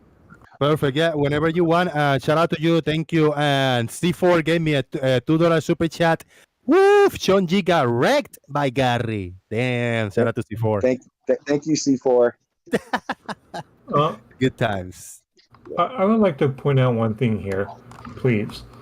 If I go into an eye test and another person, I be having 20/50 vision, and another person having 20/20 vision, go into the same eye doctor, same eye test, there are letters that are going to be unresolvable for me that can be resolvable by the person with 20/20 vision. The letters aren't obstructed because they are still there. Just my eyes can't resolve the letters. They're not obstructed. I can't resolve them. Obstruction. You stole my fucking question to fucking Gary. Oh my god. Obstruction would be like the doctor puts a piece of paper over the top of the letters and I can no longer see the letters at all. If you can't see the letters, they might as well be obstructed, correct? No. You can't see them. Correct. Yes. Same thing. Obstruction would be that the doctor puts a piece of paper over the letters so none of us could see them or resolve them. That would be If you can't see something, it's unresolvable. You can't see it. It may as well be obstructed because you can't see it. That is so amazing. Well, I know I said I was leaving, but I had to come back. Gary, you think that if something is blurry in the distance, you might as well call that obstruction? You know I didn't say that. You know I didn't say that. We were talking about a balloon. You're right. You said this. You're right, Gary. You said this. Lael gave you an example. You changed the details. Lael gave you an example. You knew what you said was stupid. So you had to change it. Gary, stop. Lael gave you an example of someone looking at an eye chart. And for someone with different vision is going to see those letters blurry and not be able to distinguish what the letter is. That's not what he said. You changed what he said. Even. Yes. That's exactly what I said. That's exactly what I said. You don't listen, Gary. That's what he said. He couldn't see. Yeah, and then you said, Gary, I'm not done. Gary, I'm not done. Gary, I'm not done. Hey, then you said, I'm in the general area.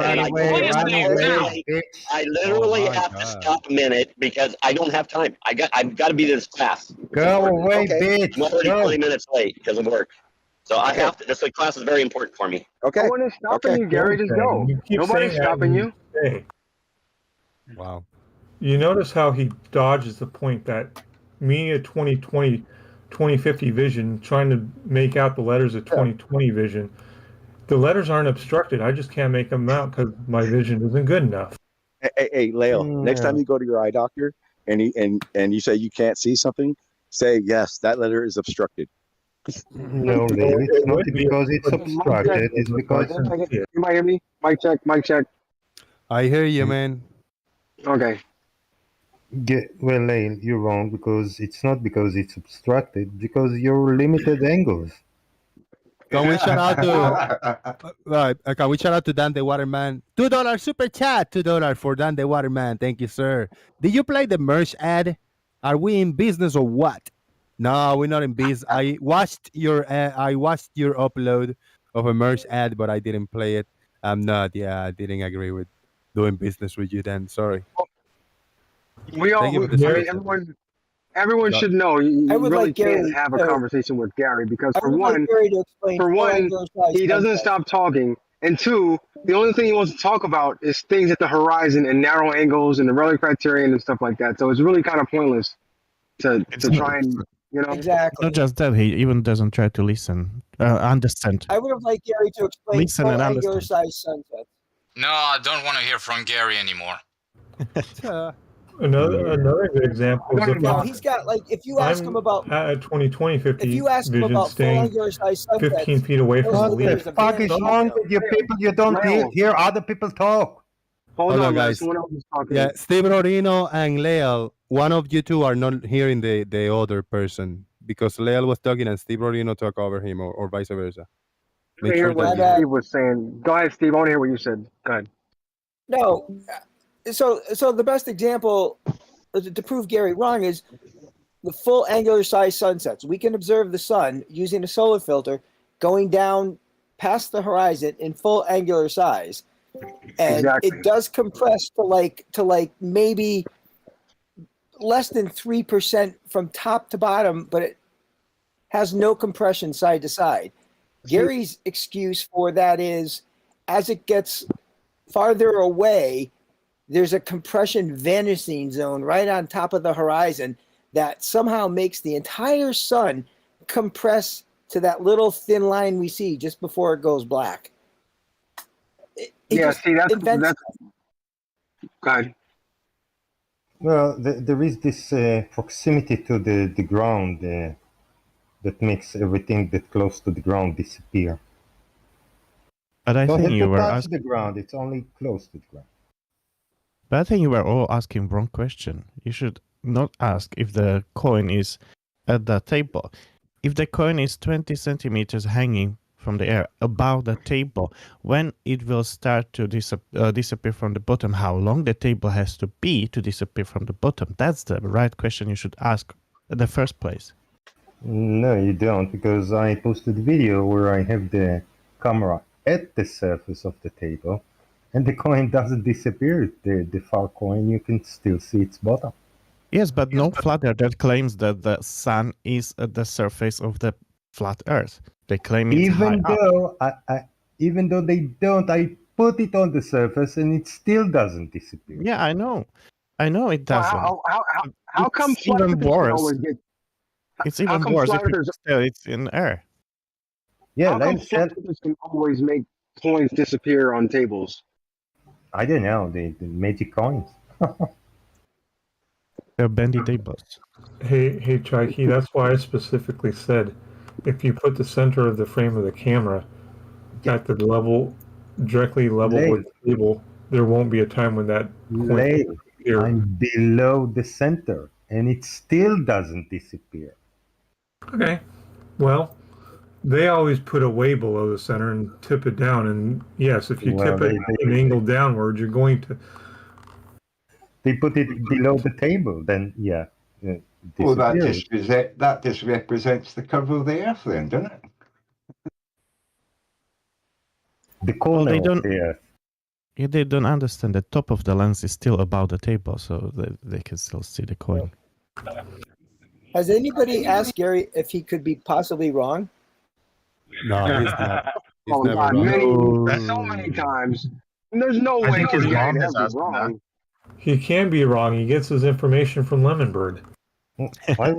I just wanted to ask him one question. Which part of the horizon is closer to him and which part is farther away? Well, I wasn't going to be so like 2020 vision and 2018.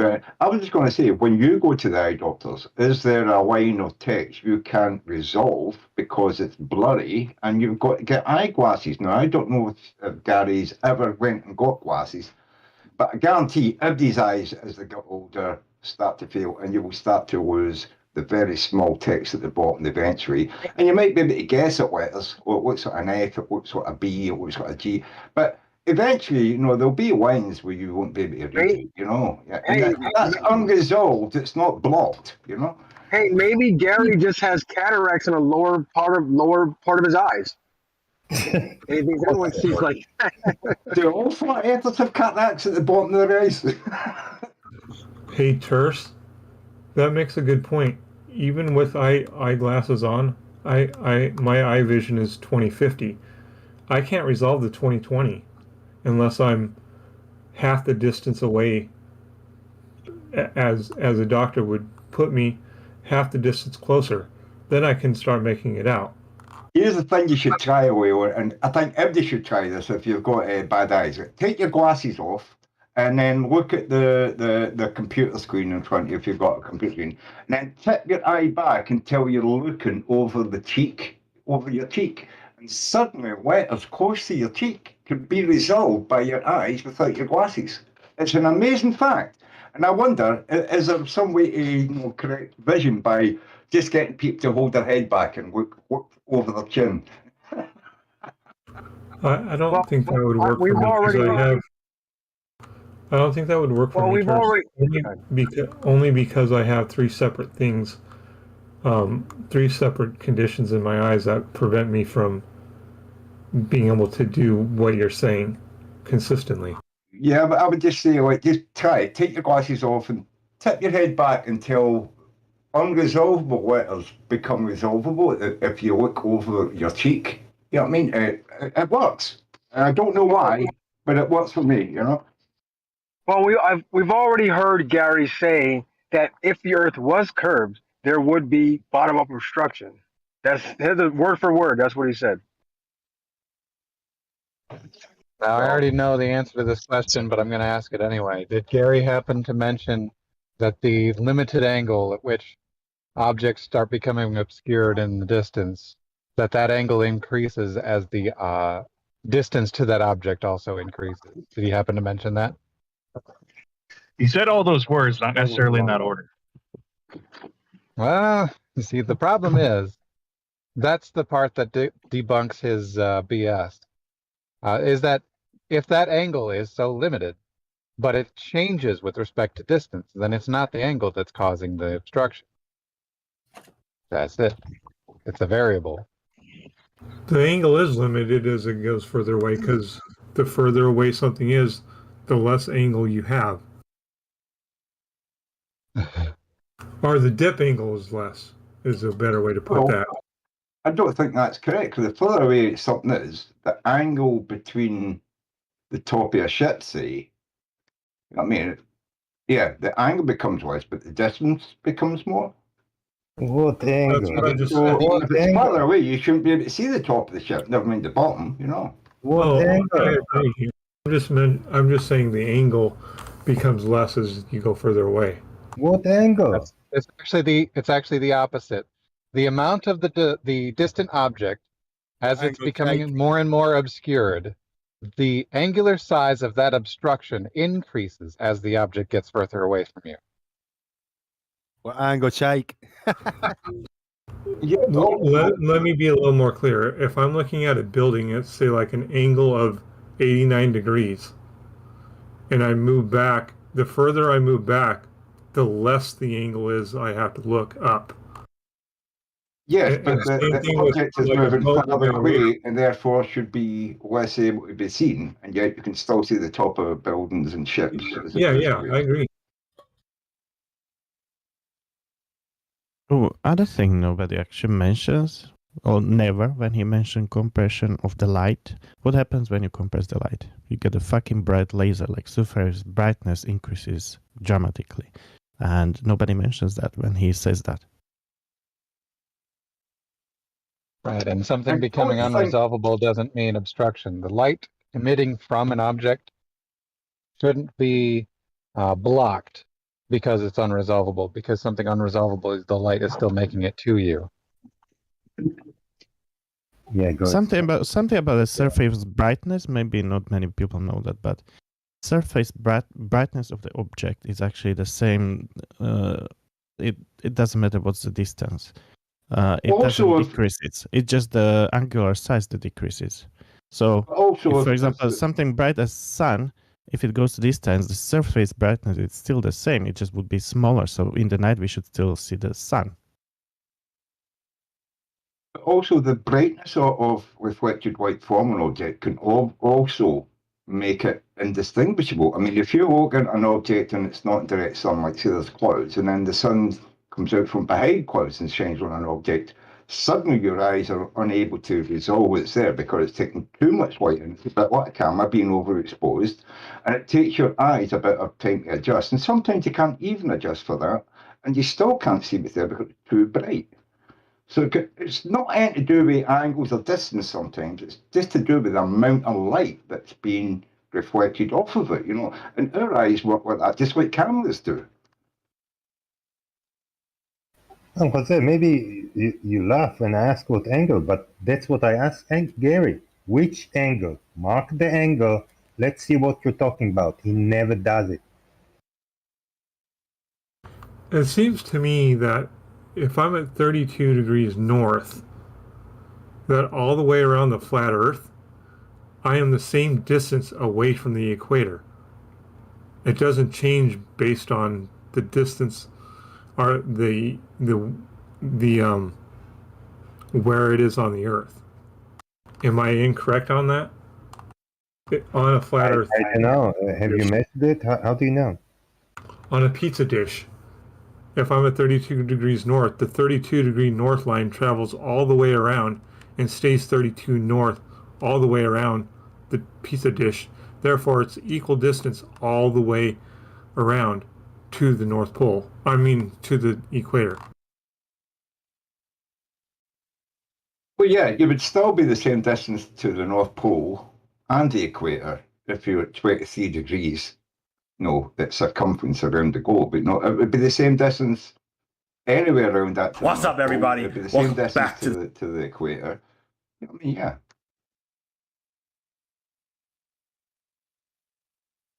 But the light you're going to see is going to be different because there's a 23 degrees tilt to the Earth, so that would affect even being on the 23rd parallel. You know, yeah, it would still affect the light you're seeing and stuff like that, depending on where you are on the globe.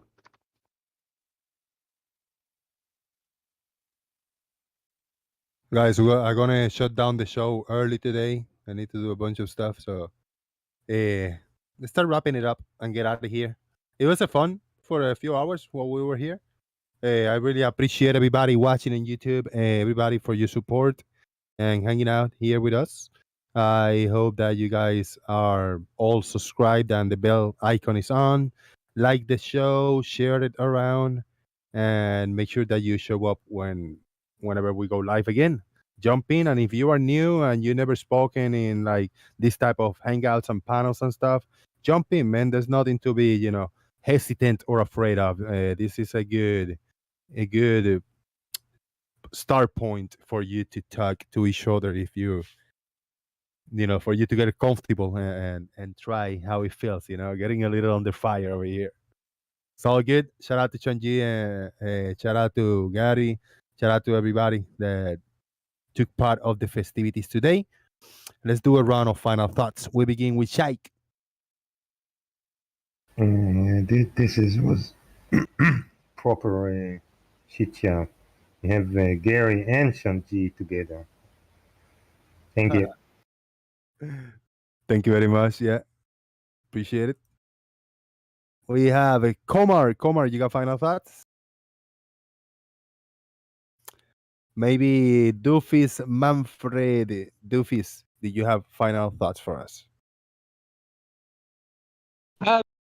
Pretty easy to show that Gary's just full of it. Come down to limited angles to surfaces.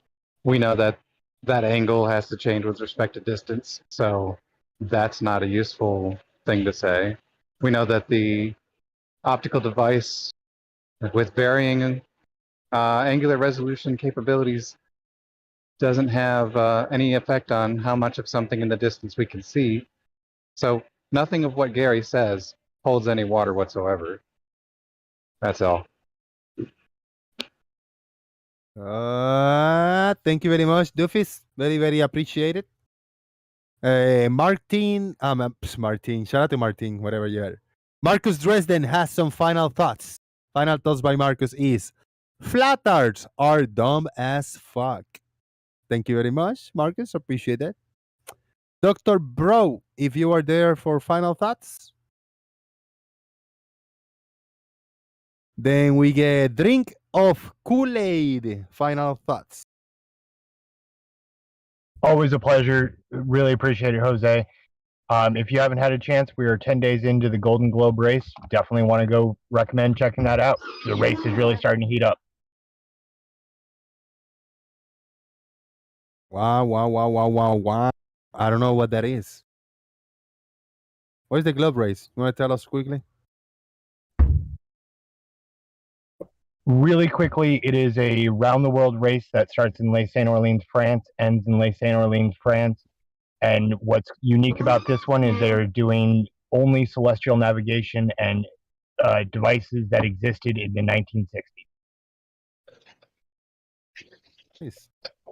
Appreciate it, man. We'll look up into that. That's something for like Earth is Live. You got some final thoughts? Earth is Live. Hey, what's up? Can you hear me? Yes, sir. What's going on?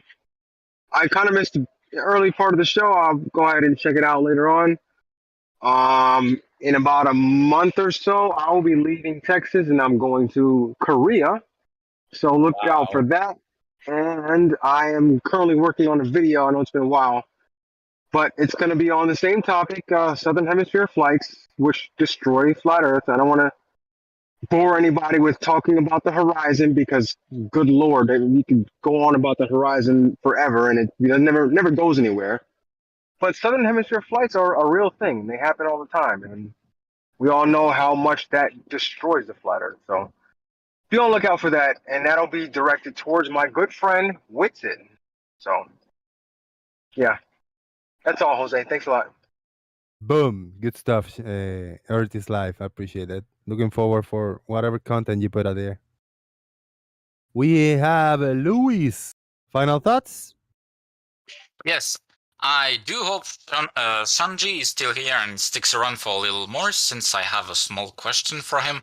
Also, I think I have the perfect experiment for Gary to back up his claims on his vision of perspective, and I'll need you guys to help me formulate it correctly since my English is far from perfect. It involves suspended scaffolds. Thank you. Good stuff. Good stuff. Thank you, man. Appreciate it. Now we have Lubo in China. Not just Lubo. Lubo in China. Your final thoughts? Yeah. I missed your show before. You had a break or something, like 2 weeks. I was missing your show, and now finally back. I'm so happy. Gary haven't changed at all, so hasn't changed at all. So good stuff. There's Good stuff, man. no point talking about it. Yeah. Hope to see you soon. When is the next show? All right. Good stuff, man. And put up some more videos, man. What the hell are you doing? Okay. All right. Thank you. Shout out to Peter G. Sean G. Final thoughts. Like second round.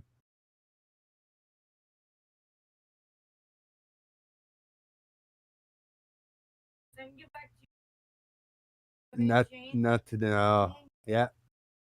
I'm all broke big time. All right. That was something. Shout out to Chunji, man. We have Thirst. Final thoughts. Yeah, final thoughts, man. It's been what a great show today. It was fantastic that what do you call him? What's his name? Gary, I think it was the Gary that ducked out. But he came in and he kept himself quiet for such a long time, and like Sean and Jose have a good conversation together. Let me have a few thoughts and a few conversations, and then I think maybe at the end he was like, "Oh, I'm going to go now, so I better get in and disrupt things and be my own self." And and I found that kind of weird. That he let the show run and let us have conversations, and then at the end, when it was time for him to go, he butted in and made everything horrible, And sorry, man. I know. Wrong timing, right? Yeah. But it was a good show, man. Thank you very much. I gave you a double dunk yesterday, so I haven't contributed today. I'm sorry about that, but I've got half my money, man. I'm the same boat as you, mate. You know what I mean? And thank you, everybody, for putting up with me, because I know that I can ramble, and I'm doing that now. So cheers, Sanjiva. Yeah, all right, Thirst. Thank you very much for coming, man. Appreciate it. And we have the other Merle. I haven't get final thoughts by the other Merle in a long time. Go ahead, man. That Jose guy is a jerk, but Jose B is cool. He needs to be here more. The Earth is a sphere. Things get obstructed bottom up because of that. The sunrise and sunset are evidence of the Earth's rotation. And there you go. Earth is life is awesome. Have a nice day. Have a nice day, Lel. Thank you very much. I mean, the other Merle. How dare I calling you Lel? Thank you very much. I appreciate you for coming in, hanging out for super chats and all the good stuff. Shout out to that was Doofy's. Doofy's gave me money on PayPal. Thank you very much. Appreciate that. Thank you very much, everybody. Stay safe out there. Don't do anything I wouldn't do. Jose JG out. Boom.